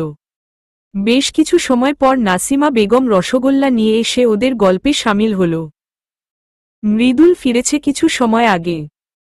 মায়ের সাথে উপরতলায় দেখা করে এসে রুমে ঢুকতেই দেখতে পেল সাবা এক বাটি নুডলস নিয়ে বসেছে। মোবাইলে টম এন্ড জেরি দেখছে আর খাচ্ছে। মাঝে মাঝে হাসতে হাসতে খাটে চিত হয়ে পড়ছে। মৃদুল হাতের ঘড়িটা খুলতে খুলতে সাবাকে বলল, আস্তে হাসি দে, মনে হচ্ছে শেওড়া গাছের পেতনি হাসছে, এত হাসলে দাঁত পড়ে পা কেটে যাবে। সাবা কোন উত্তর দিল না। মুখ ভেঙচে নুডলস খেতে খেতে কার্টুন দেখতে মনোযোগ দিল। মিথিলা যাওয়ার পর ঝটপট নুডলস বানিয়ে নিয়ে এসে কার্টুন দেখতে বসেছে। মৃদুল সাবার থেকে কোন উত্তর না পেয়ে ফ্রেশ হতে চলে গেল। ফ্রেশ হয়ে এসে তোয়ালে দিয়ে মুখ মুছতে মুছতে সাবার সামনে এসে হা করে বলল, একটু খাইয়ে দে, যা ভাগ। এত হিংসুটে কেন রে তুই? কোন কিছু চাইলে দিস না? এই মাসুম বাচ্চাটার সাথে এমন করতে তোর বুক কেঁপে ওঠে না? সাবা সবেমাত্র মুখে 1 চামচ নুডলস দিয়েছিল। মৃদুলের কথা শুনে সেভাবেই অবাক হয়ে তাকাল। ওর চাহনি দেখে মৃদুল বলল, সত্যি বলছি, তুই মাসুম বাচ্চা? হুম। আচ্ছা বস তুই, আমি এখনই তোর জন্য সুজি জাল করে আনছি। সুজি আনতে হবে না, নুডলস দিলেই হবে। সরি, আমি নিজের পছন্দের জিনিস কারো সাথে শেয়ার করি না। মন চাইলে আম্মুকে বল, আম্মু বানিয়ে দিবে। গতকাল ঝাল চা খাইয়েছিলি। সাবা দাঁতে দাঁত চেপে বলল, তারপর তো মিষ্টিও খাইছিস। মৃদুল শয়তানি হাসি দিয়ে বলল, হুম অনেক মিষ্টি ছিল। এখন থেকে ঝাল লাগলে এমনি করব। যা শর্ত, আমাকে কার্টুন দেখতে দে। মৃদুল সাবার সামনে থেকে সরে গেল। কিন্তু এই মুহূর্তে সাবার খাওয়া পণ্ড করার শয়তানি বুদ্ধি খুঁজতে শুরু করে দিল। ওকে নুডলস না দেওয়ার শাস্তি তো দিতেই হবে। গতকাল ঝাল চা খাওয়ানোর শাস্তি দিতে চেয়েছিল, কিন্তু শাস্তিটা অন্যভাবে পুষিয়ে দিয়েছে বলে মনে মনে পৈশাচিক হাসি দিল। বেশ কিছু সময় এদিক সেদিকে পায়চারি করে সাবার খাওয়া বন্ধ করার শয়তানি বুদ্ধি পেয়ে গেল। সামনের পাটির দাঁত বের করে জোরে চেঁচিয়ে সাবাকে বলল, ওয়াকছি এগুলো কি খায়? কিরকম কেঁচোর মতো দেখতে মনে হয়, লম্বা লম্বা কেঁচোগুলো সাপের মতো পিচ্ছিল লাগে। সুরত করে টান দিলে মনে হয় কেঁচো টান দিলাম। মেয়েরা কিছু খাওয়ার সময় কেউ এমন কিছু বললে যত ভালো জিনিস হোক অভক্তি ও ঘৃণা লাগবেই। মনে হবে আসলে সে এগুলো খাচ্ছে। তবে সব মেয়েরা নয়, অনেকে আছে এসব শুনেও ঘৃণা না করে অনায়াসে খাবার খেতে পারে। তবে সাবা এগুলো অনেক ঘৃণা করে। ওর বমি পায় এসব শুনলে। সাবা 2 কানে হাত দিয়ে চিৎকার দিয়ে বলল, খাচ্চর ছেমরা চুপ কর, আমার গা গুলিয়ে আসছে। মৃদুল একটুও থামল না। তার কথায় কাজ হয়েছে ভেবে আবার শুরু করল, মাঝে মাঝে সাদা কৃমির মতো লাগে। এর মধ্যে আমি একদিন সাদা ছোট লেদা পোকা পেয়েছিলাম। যেবার লেদা পোকা পেয়েছিলাম কি করেছিলাম জানিস? চুপ করে তুই। ওয়াক, আর শুন না। সাবা নুডলসের বাটিটা বিছানায় রেখে 2 হাতে মুখ চেপে বলল, থামতে বলছি আমি। আর শুন তুই। লেদা পোকাটা যখন দাঁতের নিচে পড়ল তখন কচ করে উঠল। আমিও পেঁয়াজ ভেবে চাবিয়ে কচমচ করে খেয়ে নিলাম। পোকাটায় মশলাপাতি পড়ে সেই টেস্ট হয়েছিল। সাবার মুখের নুডলসটুকু ফেলে না দিয়ে হালকা একটা চাবান দিতেই নুডলসে থাকা পেঁয়াজ কচ করে কামড় পড়ল। সাবা মনে হলো পোকা পড়েছে, তাই দ্রুত ওয়াশরুমে ঢুকে ওয়াক ওয়াক করতে করতে বমি করে দিল। সাবাকে বমি করতে দেখে মৃদুল বিছানায় গড়াগড়ি খেয়ে হাসতে লাগল। বেশ কিছু সময় পর সাবা মুখ ধুয়ে কুলি করে ক্লান্ত শরীরে ফিরে এলো। দুপুরে যা খেয়েছিল সব ফেলে দিয়ে আসছে। ওকে দেখে মৃদুল বলল, কি কেমন দিলাম? আমাকে জীবনে আর কিছু না দিয়ে খাবি? খেলে এমনটাই হবে। সাবা ওয়াশরুমের দরজার সামনে পা ছড়িয়ে বসে পড়ল। মুখ তার তিতা লাগছে। মৃদুল এখনো পেট ধরে হেসে যাচ্ছে। সাবা দুই হাত মুঠ করে তার রাগ নিয়ন্ত্রণ করার চেষ্টা করছে। একটু সময় ভেবে সেও বুদ্ধি পেয়ে গেল মৃদুলকে জব্দ করার। শয়তানি হাসি দিয়ে বলল, আমি না, মুখ ধুইনি। ঠোঁটে এখনো বমি লেগে আছে। আয়, সামনে আয়, তোকে একটা চুম্মা দেই। সাবার কথা শুনে মৃদুলের হাসি বন্ধ হয়ে গেল। চোখ দুটো আপনা আপনি বড় হয়ে গেল। সাবা ধীর পায়ে ওর দিকে এগিয়ে আসছে। এতক্ষণ নিজে এত কিছু বলেও সাবার কথায় তার গা গুলাচ্ছে। যদি সাবা সত্যি আধোয়া মুখে চুমু খেয়ে বসে, ওকে দিয়ে বিশ্বাস নেই। মৃদুল জোরে চিৎকার দিয়ে বলল, একদম সামনে আসবি না, আগে কুলি করে মুখ ধুয়ে আয়। না, আমি তোকে আধোয়া মুখে চুমু খাব। এদিকে আয়, দুইটা চুম্মা দেই। না, দূরে সর। মৃদুল সারা রুমে গোল গোল করে ঘুরতে লাগল। ওর পিছন পিছন সাবা। মৃদুলকে ভয় পেতে দেখে সাবা আরো বেশি সাহস পেয়ে গেছে। একবারের জন্য বললও না যে ও কুলি করে মুখ ধুয়ে এসেছে। মৃদুল সারারুম চক্কর মেরে দরজা দিয়ে পরিমরি করে বাইরের দিকে ছুট লাগল। সাবা ওর পিছু না নিয়ে হাসতে হাসতে বিছানায় গা এলিয়ে দিল। দেখতে দেখতে 2 মাস কেটে গেল। এক বিকেলে বারান্দায় বসে সবেমাত্র খবরের কাগজটা খুলে বসেছেন মৃদুলের বাবা জয়নাল বিল্লাহ। চা হাতে তার স্ত্রীর প্রবেশ। ঢুকেই বিরক্তির সুরে বলল, নেও তোমার চা।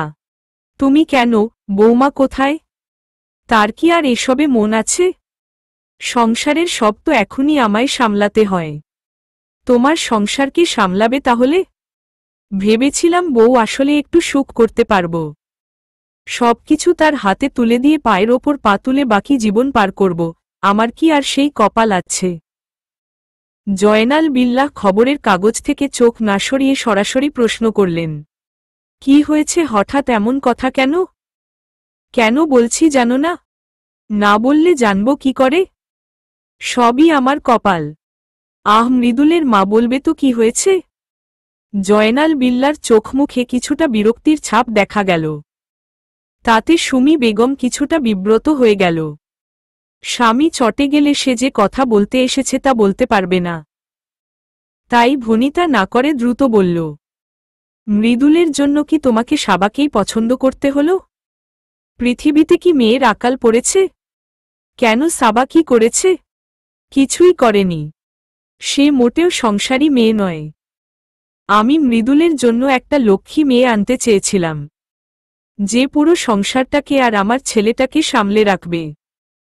এমন উড়নচণ্ডী মেয়ে চাইনি, যার সংসার নিয়ে কোন চিন্তা নেই, আমার ছেলেকে নিয়ে কোন খেয়াল নেই। স্ত্রীর কথায় কপাল কুঁচকে এলো জয়নাল বিল্লার। আজ কোন সুমিকে আবিষ্কার করছে সে? সাবাকে নিয়ে তো কখনো এসব কথা বলেনি সে, বরঞ্চ সাবাকে মিথিলার মতো ভালোবাসত। তাহলে কি সুমি বেগমও বাংলার শাশুড়ির মতো ব্যবহার শুরু করেছে? তাই তো মনে হচ্ছে জয়নাল সাহেবের। সে কিন্তু তার সহধর্মিনীর ব্যবহারে বেশ অবাকও হল। মুখে অবাকের রেখা বজিয়ে রেখে বলল, কি হয়েছে তোমার? তুমি আজ এমন কথা কেন বলছো? সাবাকে তো তুমি নিজের মেয়ের চোখে দেখো।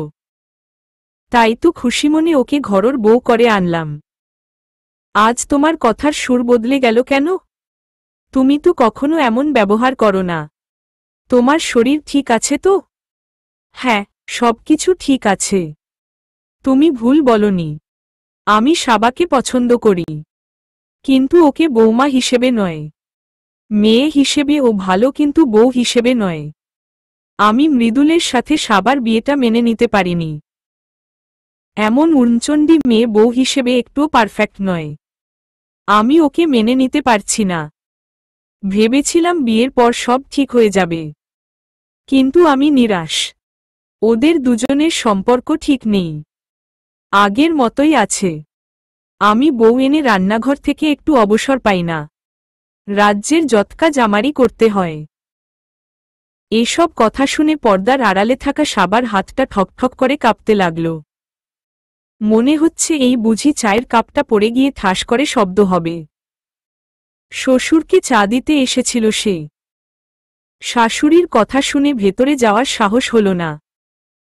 চোখ দিয়ে টপটপ করে পানি পড়তে লাগল।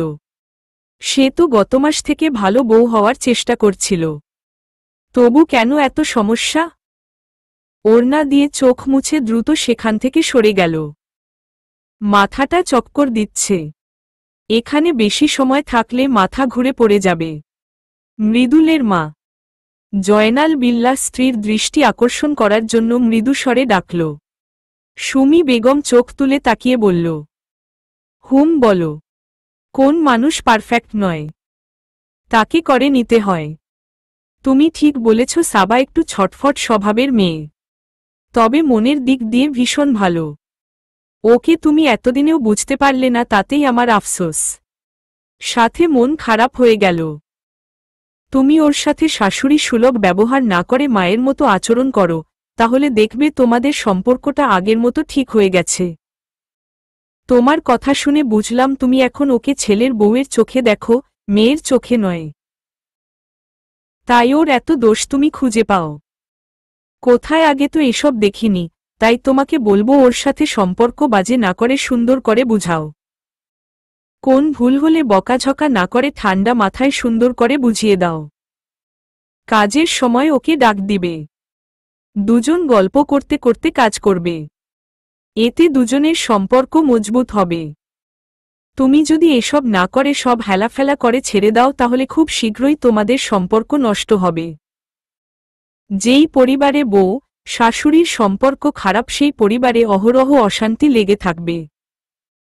আশা করি আমি যা বলছি তা তুমি বুঝতে পারবে। সুমি বেগম চুপ করে স্বামীর কথা মনোযোগ দিয়ে শুনল। তার মাথায় কথাগুলো ঘুরপাক খাচ্ছে। এমন করে তো সে কোনোদিন ভাবেনি। এটা সত্য যে বিয়ের পর থেকে সাবাকে সে বউয়ের চোখেই দেখছে। দূর আকাশে মেঘগুলো তুলোর পাজার মতো উড়ে যাচ্ছে। আকাশে অর্ধচন্দ্র উঠেছে, যার দরুন চারিপাশে বেশ আলো। ছাদে দাঁড়িয়ে আনমনে সেই দিকে তাকিয়ে আছে সাবা, গাল বেয়ে পানি গড়িয়ে পড়ছে। তার এখন মনপুরা মুভির যাও পাখি বলো তারে গানটা ভীষণ মনে পড়ছে। গুনগুন করে কয়েক লাইন গেয়ে ফেলল। মেঘের ওপর আকাশ উড়ে, নদীর ওপার পাখির বাসা, মনে বন্ধু বড় আশা। গান থামিয়ে আবার আকাশের দিকে তাকাল। ওর কাছে এখন সত্যি মনে হচ্ছে আকাশের ওপর মেঘ নয়, বরং মেঘের ওপর আকাশ উড়ছে। এই 2 মাসে ওদের সম্পর্ক উন্নতি না হলেও সাবা ভীষণ রকম মৃদুলের মায় জড়িয়ে গেছে। ওকে ছাড়া কোন কিছু ভাবতে পারে না। ওকে ছেড়ে যাওয়ার কথা মনে এলেই বুকের ভেতরটা ধুক করে ওঠে। সাবা নিজের মনে বিড়বিড় করে বলে উঠল, তোকে ছাড়া আমি থাকতে পারবো না মৃদুল। তুই আমার অভ্যাসে পরিণত হয়েছিস। তোকে আমার প্রয়োজন, তবে তুই আমার শুধু প্রয়োজন না, সাথে প্রিয়জনও। টম এন্ড জেরির মতো ঝগড়া করতে করতে যে কখন তার মায় জড়িয়ে গেছি তা আমি নিজেও বুঝতে পারিনি। বৈধ সম্পর্কে যে এতটা জোর আছে তা আমার জানা ছিল না। পবিত্র বন্ধনে আবদ্ধ বলে কি তোর জন্য এমন টান অনুভব করি, নাকি সত্যি তোকে ভালোবেসে ফেলছি আমি? কিছু জানি না আমি, শুধু জানি তোকে আমার লাগবে। মৃদুল বাসায় ঢোকার পরপরই এদিক সেদিকে সাবাকে খুঁজতে লাগল। বন্ধুদের সাথে আড্ডা দিয়ে মাত্রই বাসায় ঢুকেছে সে। সাবা আজকাল চোখের সামনে না থাকলে ওর ভালো লাগে না। কিরকম জানি একটা অস্বস্তি কাজ করে। মনে হয় কি জানি নেই। রুমে, বারান্দায়, ওয়াশরুমে, মায়ের রুমে, মিথিলার রুমে খুঁজেও সাবাকে পেল না।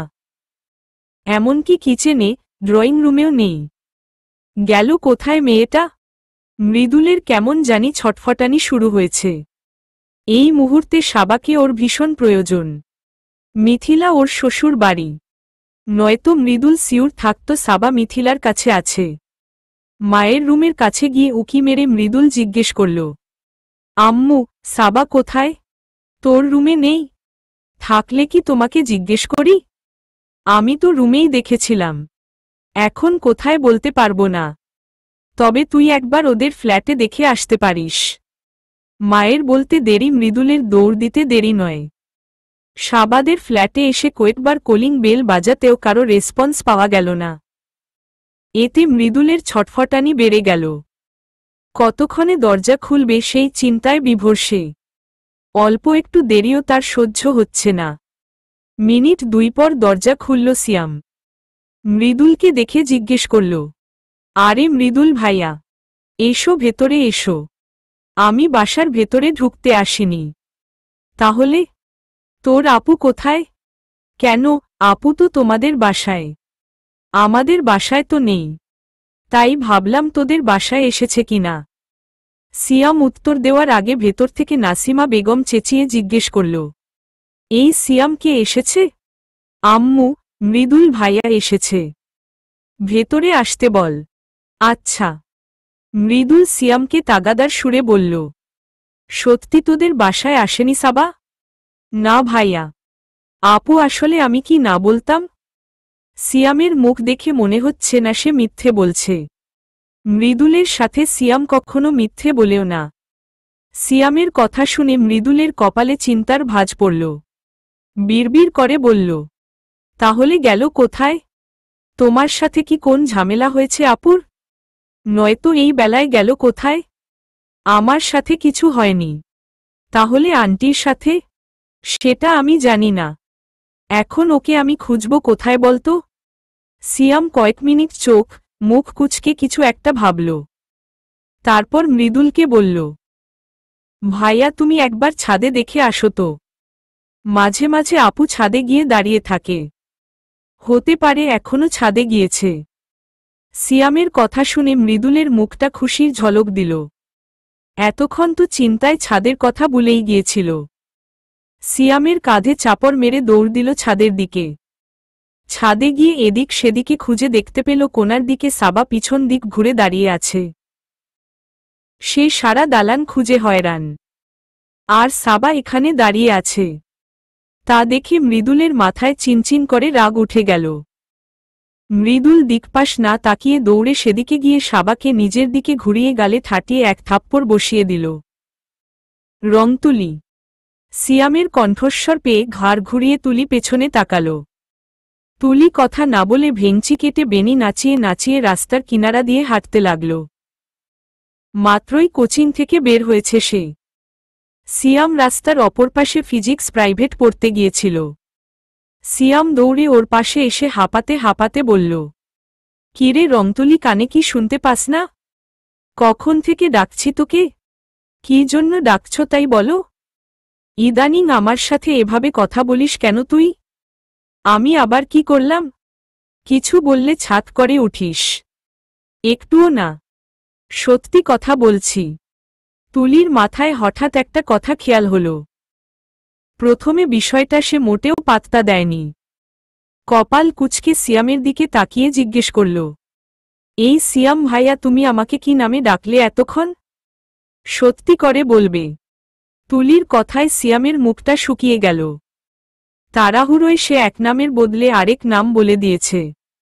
আমতা আমতা করে বলল, কেন, যা বলার তাই বলি। তোকে সবসময় আমি তুলতুলি বলে ডাকি। সেই নামেই ডাকলাম। না, তুমি আমাকে তুলতুলি বলনি। আরে তুলতুলি বলেছি রে। আচ্ছা বাদ দে এসব। কি পড়লি আজকে? একদম কথা ঘুরাবে না সিয়াম ভাইয়া। তুমি আমাকে রংতুলি বলে ডেকেছ। আমার স্পষ্ট মনে আছে। জলদি স্বীকার করো। সিয়াম মাথা চুলকে অপরাধী ভঙ্গিতে থতমত খেয়ে বলল, না মানে হ্যাঁ। আসলে হয়েছে কি? কি হয়েছে বলো, নয়তো তোমার সাথে কথা বলবো না কিন্তু। হ্যাঁ, আমি তোকে রংতুলি বলে ডেকেছি। তুমি প্রতিরাতে আমাকে অননোন নাম্বার দিয়ে কল করো। আর কল করে কোন কথা বলো না। আমি সিউর এইটা তুমি। সিয়াম ধরা পড়ে যাওয়া ভঙ্গিতে চমকে উঠল। তার অসাবধানতায় এতদিনের সাধনা আজ বিফলে গেল। তুলি ধরেই ফেলল। সিয়াম মাথা নিচু করে এদিক সেদিকে তাকিয়ে মিনমিন সুরে বলল, আমি যাচ্ছি রে তুলি। উত্তরের মাঠে আজ আমাদের ক্রিকেট ম্যাচ আছে। সেদিকে যেতে হবে। একদম পালাবে না। যা জিজ্ঞেস করেছি তার উত্তর দিয়ে তারপর যাব। আমার ম্যাচ আছে।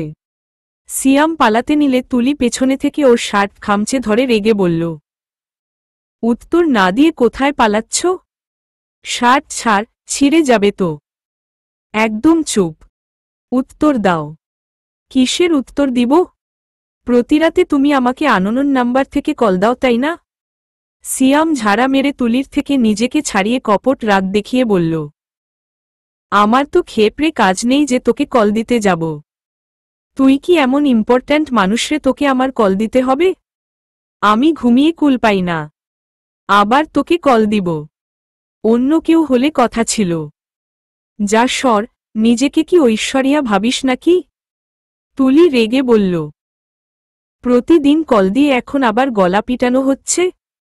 ভালো চাইলে জলদি সত্যি বলো, নয়তো চাচ্চুর কাছে বিচার দিব। বিচারের কথা শুনে সিয়ামের গলার স্বর বদলে গেল। এই তুলিকে দিয়ে বিশ্বাস নেই। সত্যি সত্যি সিয়ামের বাবার কাছে বিচার দিয়ে দিবে, তারপর বাবার হাতে মারও খেতে পারে। মোলায়েম সুরে তুলিকে বলল, তুলি তুই না ছোট একটা বাচ্চা মেয়ে, তোকে আমি দুটো ললিপপ কিনে দিবনি।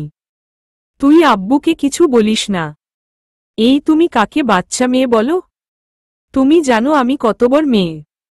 সামনের বছর কলেজে যাব, আর তুমি আমাকে বাচ্চা মেয়ে বলছো? না, তুই পাকা বুড়ি। এসব কথা বাদ দাও। এবার স্বীকার করো তুমি আমাকে প্রতিরাতে কল দাও। হ্যাঁ, আমিই দেই। তোর কোন সমস্যা? তুলি রেগে চেঁচিয়ে বলল, তার মানে তুমি সেই ব্যক্তি? আজ তোমার একদিন কি আমার একদিন? তুলি সিয়ামকে মারতে লাগল। সিয়াম ওর চুলে টান দিয়ে দৌড়ে সামনের দিকে গেল। তার পেছনে পেছনে তুলিও ভৌ দৌড়। কিছুদূর যাওয়ার পর সিয়াম থামল। সিয়ামকে থামতে দেখে তুলি বলল, তোমার আজ খবর আছে।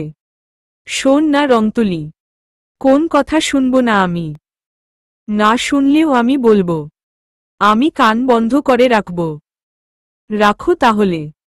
তুলি দুই হাতে কান বন্ধ করে রাখল। সিয়াম সামনে এসে মিষ্টি কণ্ঠে বলল, আই লাভ ইউ রংতুলি। তুলি চোখ দুটোকে গোল গোল করে সিয়ামের দিকে বিস্মিত চোখে তাকিয়ে রইল। তুলি হালকা করে কান ধরেছিল, যার দরুন সিয়াম যে ওকে আই লাভ ইউ বলেছে তা সে শুনতে পেয়েছে। কানের থেকে হাত সরিয়ে চেঁচিয়ে বলল, তোমার ভালোবাসা আমি বের করছি। আজ তোমার একদিন কি আমার একদিন?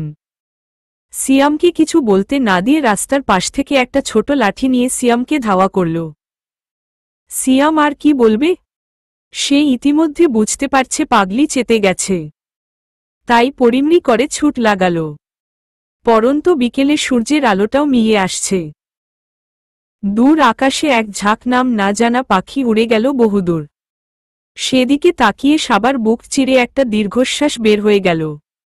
বিয়ের আগে সে এমন স্বাধীন ছিল, যেখানে ছিল না কোন ধরাবাঁধা নিয়ম। কিন্তু যেই সে সংসারে মনোযোগ দিল, সেখানে সে দেখতে পেল কত বাধা, কত নিয়ম। ছন্নছাড়া মানুষের কি সংসার জীবন ভালো লাগে? একটুও না। গতকাল মৃদুল থাপ্পড় দেওয়ার পর থেকে সাবা পুরো চুপ হয়ে গেছে। ভেতরে একরাশ অভিমান জন্মেছে তার। থাপ্পড় খাওয়ার পর 1 মিনিটও দেরি করেনি। ওড়নায় মুখ গুজে দৌড়ে নিচে নেমে গেছে। তারপর থেকে এখন অবধি মৃদুলের সাথে একটা কথাও বলেনি সে। গতকালের কথা মনে হতেই গাল বেয়ে পানি পড়তে লাগল। নাক টেনে চোখ মুছে নিতেই পেছনে থেকে একজোড়া হাত এসে সাবাকে জড়িয়ে ধরে। আচমকা এমন হওয়ায় সাবা কিছুটা চমকে ওঠে। মোচড়ামুচড়ি করতে থাকে, কিন্তু মৃদুলের কণ্ঠস্বর পেয়ে থেমে যায়।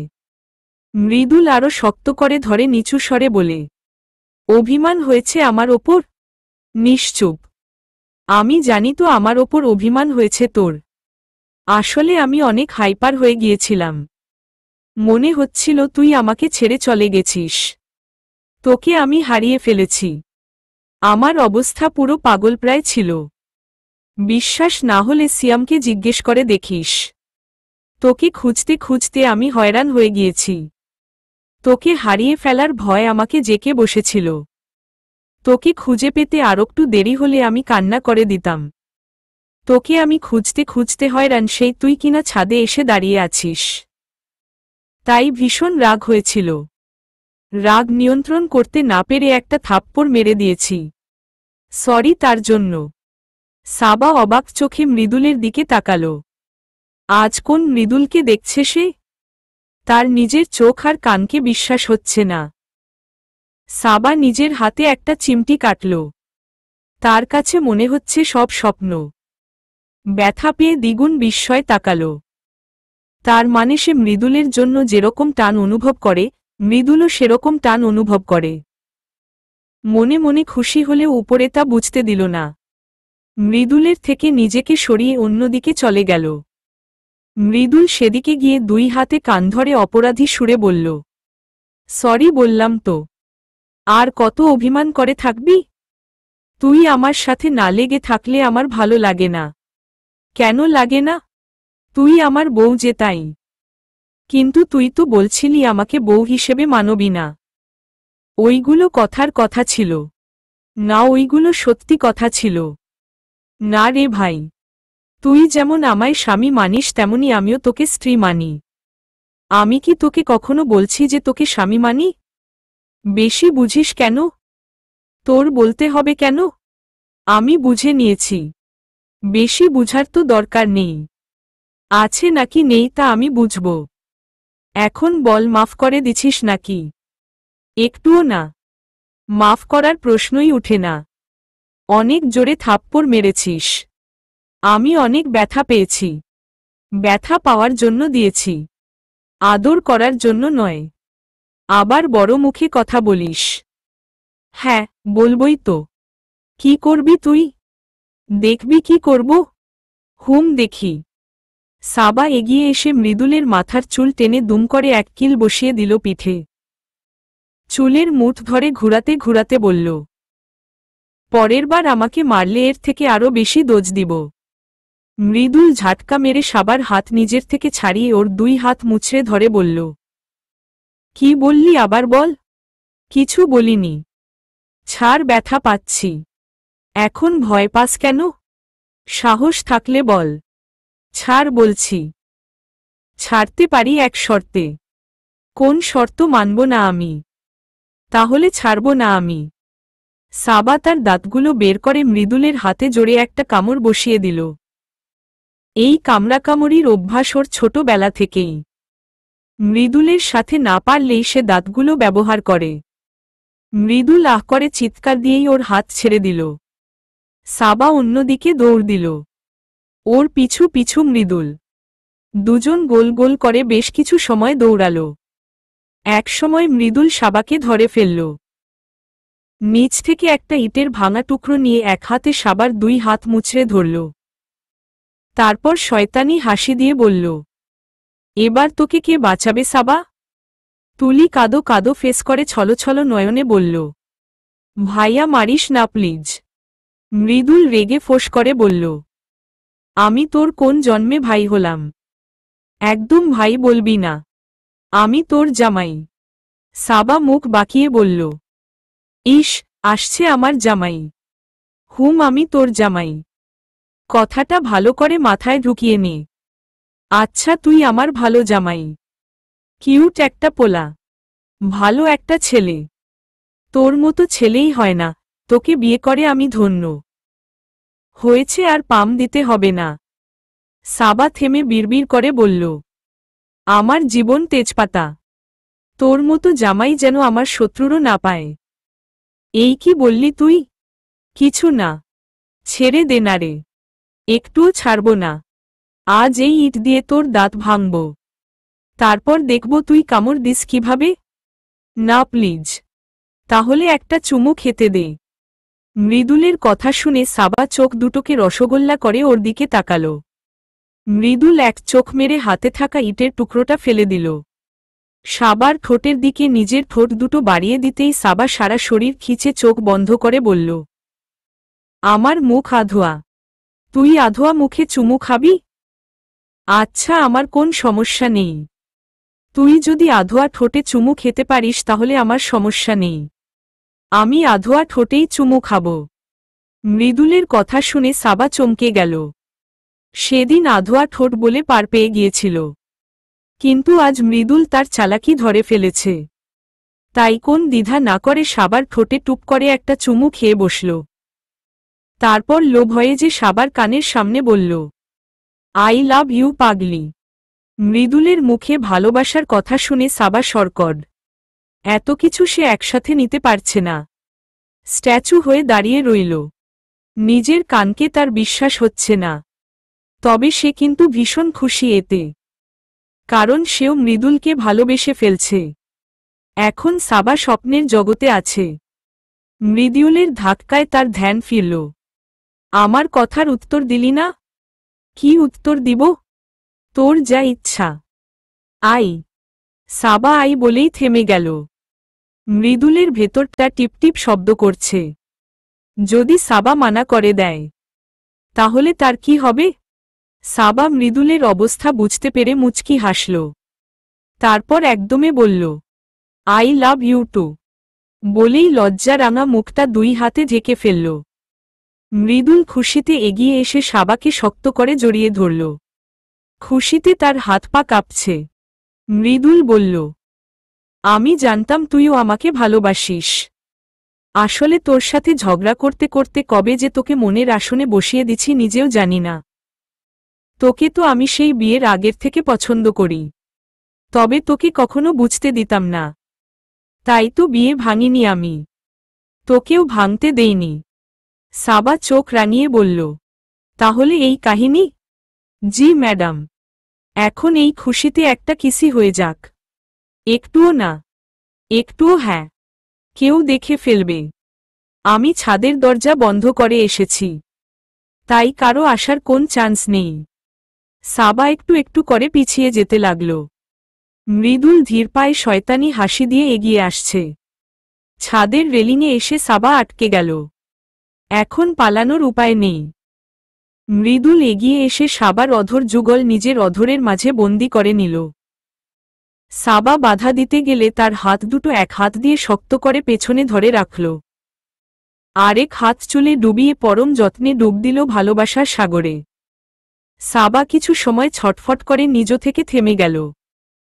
চুপ করে মৃদুলের সাথে রেসপন্স করা শুরু করল। তাদের ভালোবাসা দেখে মনে হচ্ছে দূর আকাশের ওপর মেঘ, উহু আকাশের ওপর নয় মেঘের ওপর আকাশ উড়ছে। সমাপ্ত।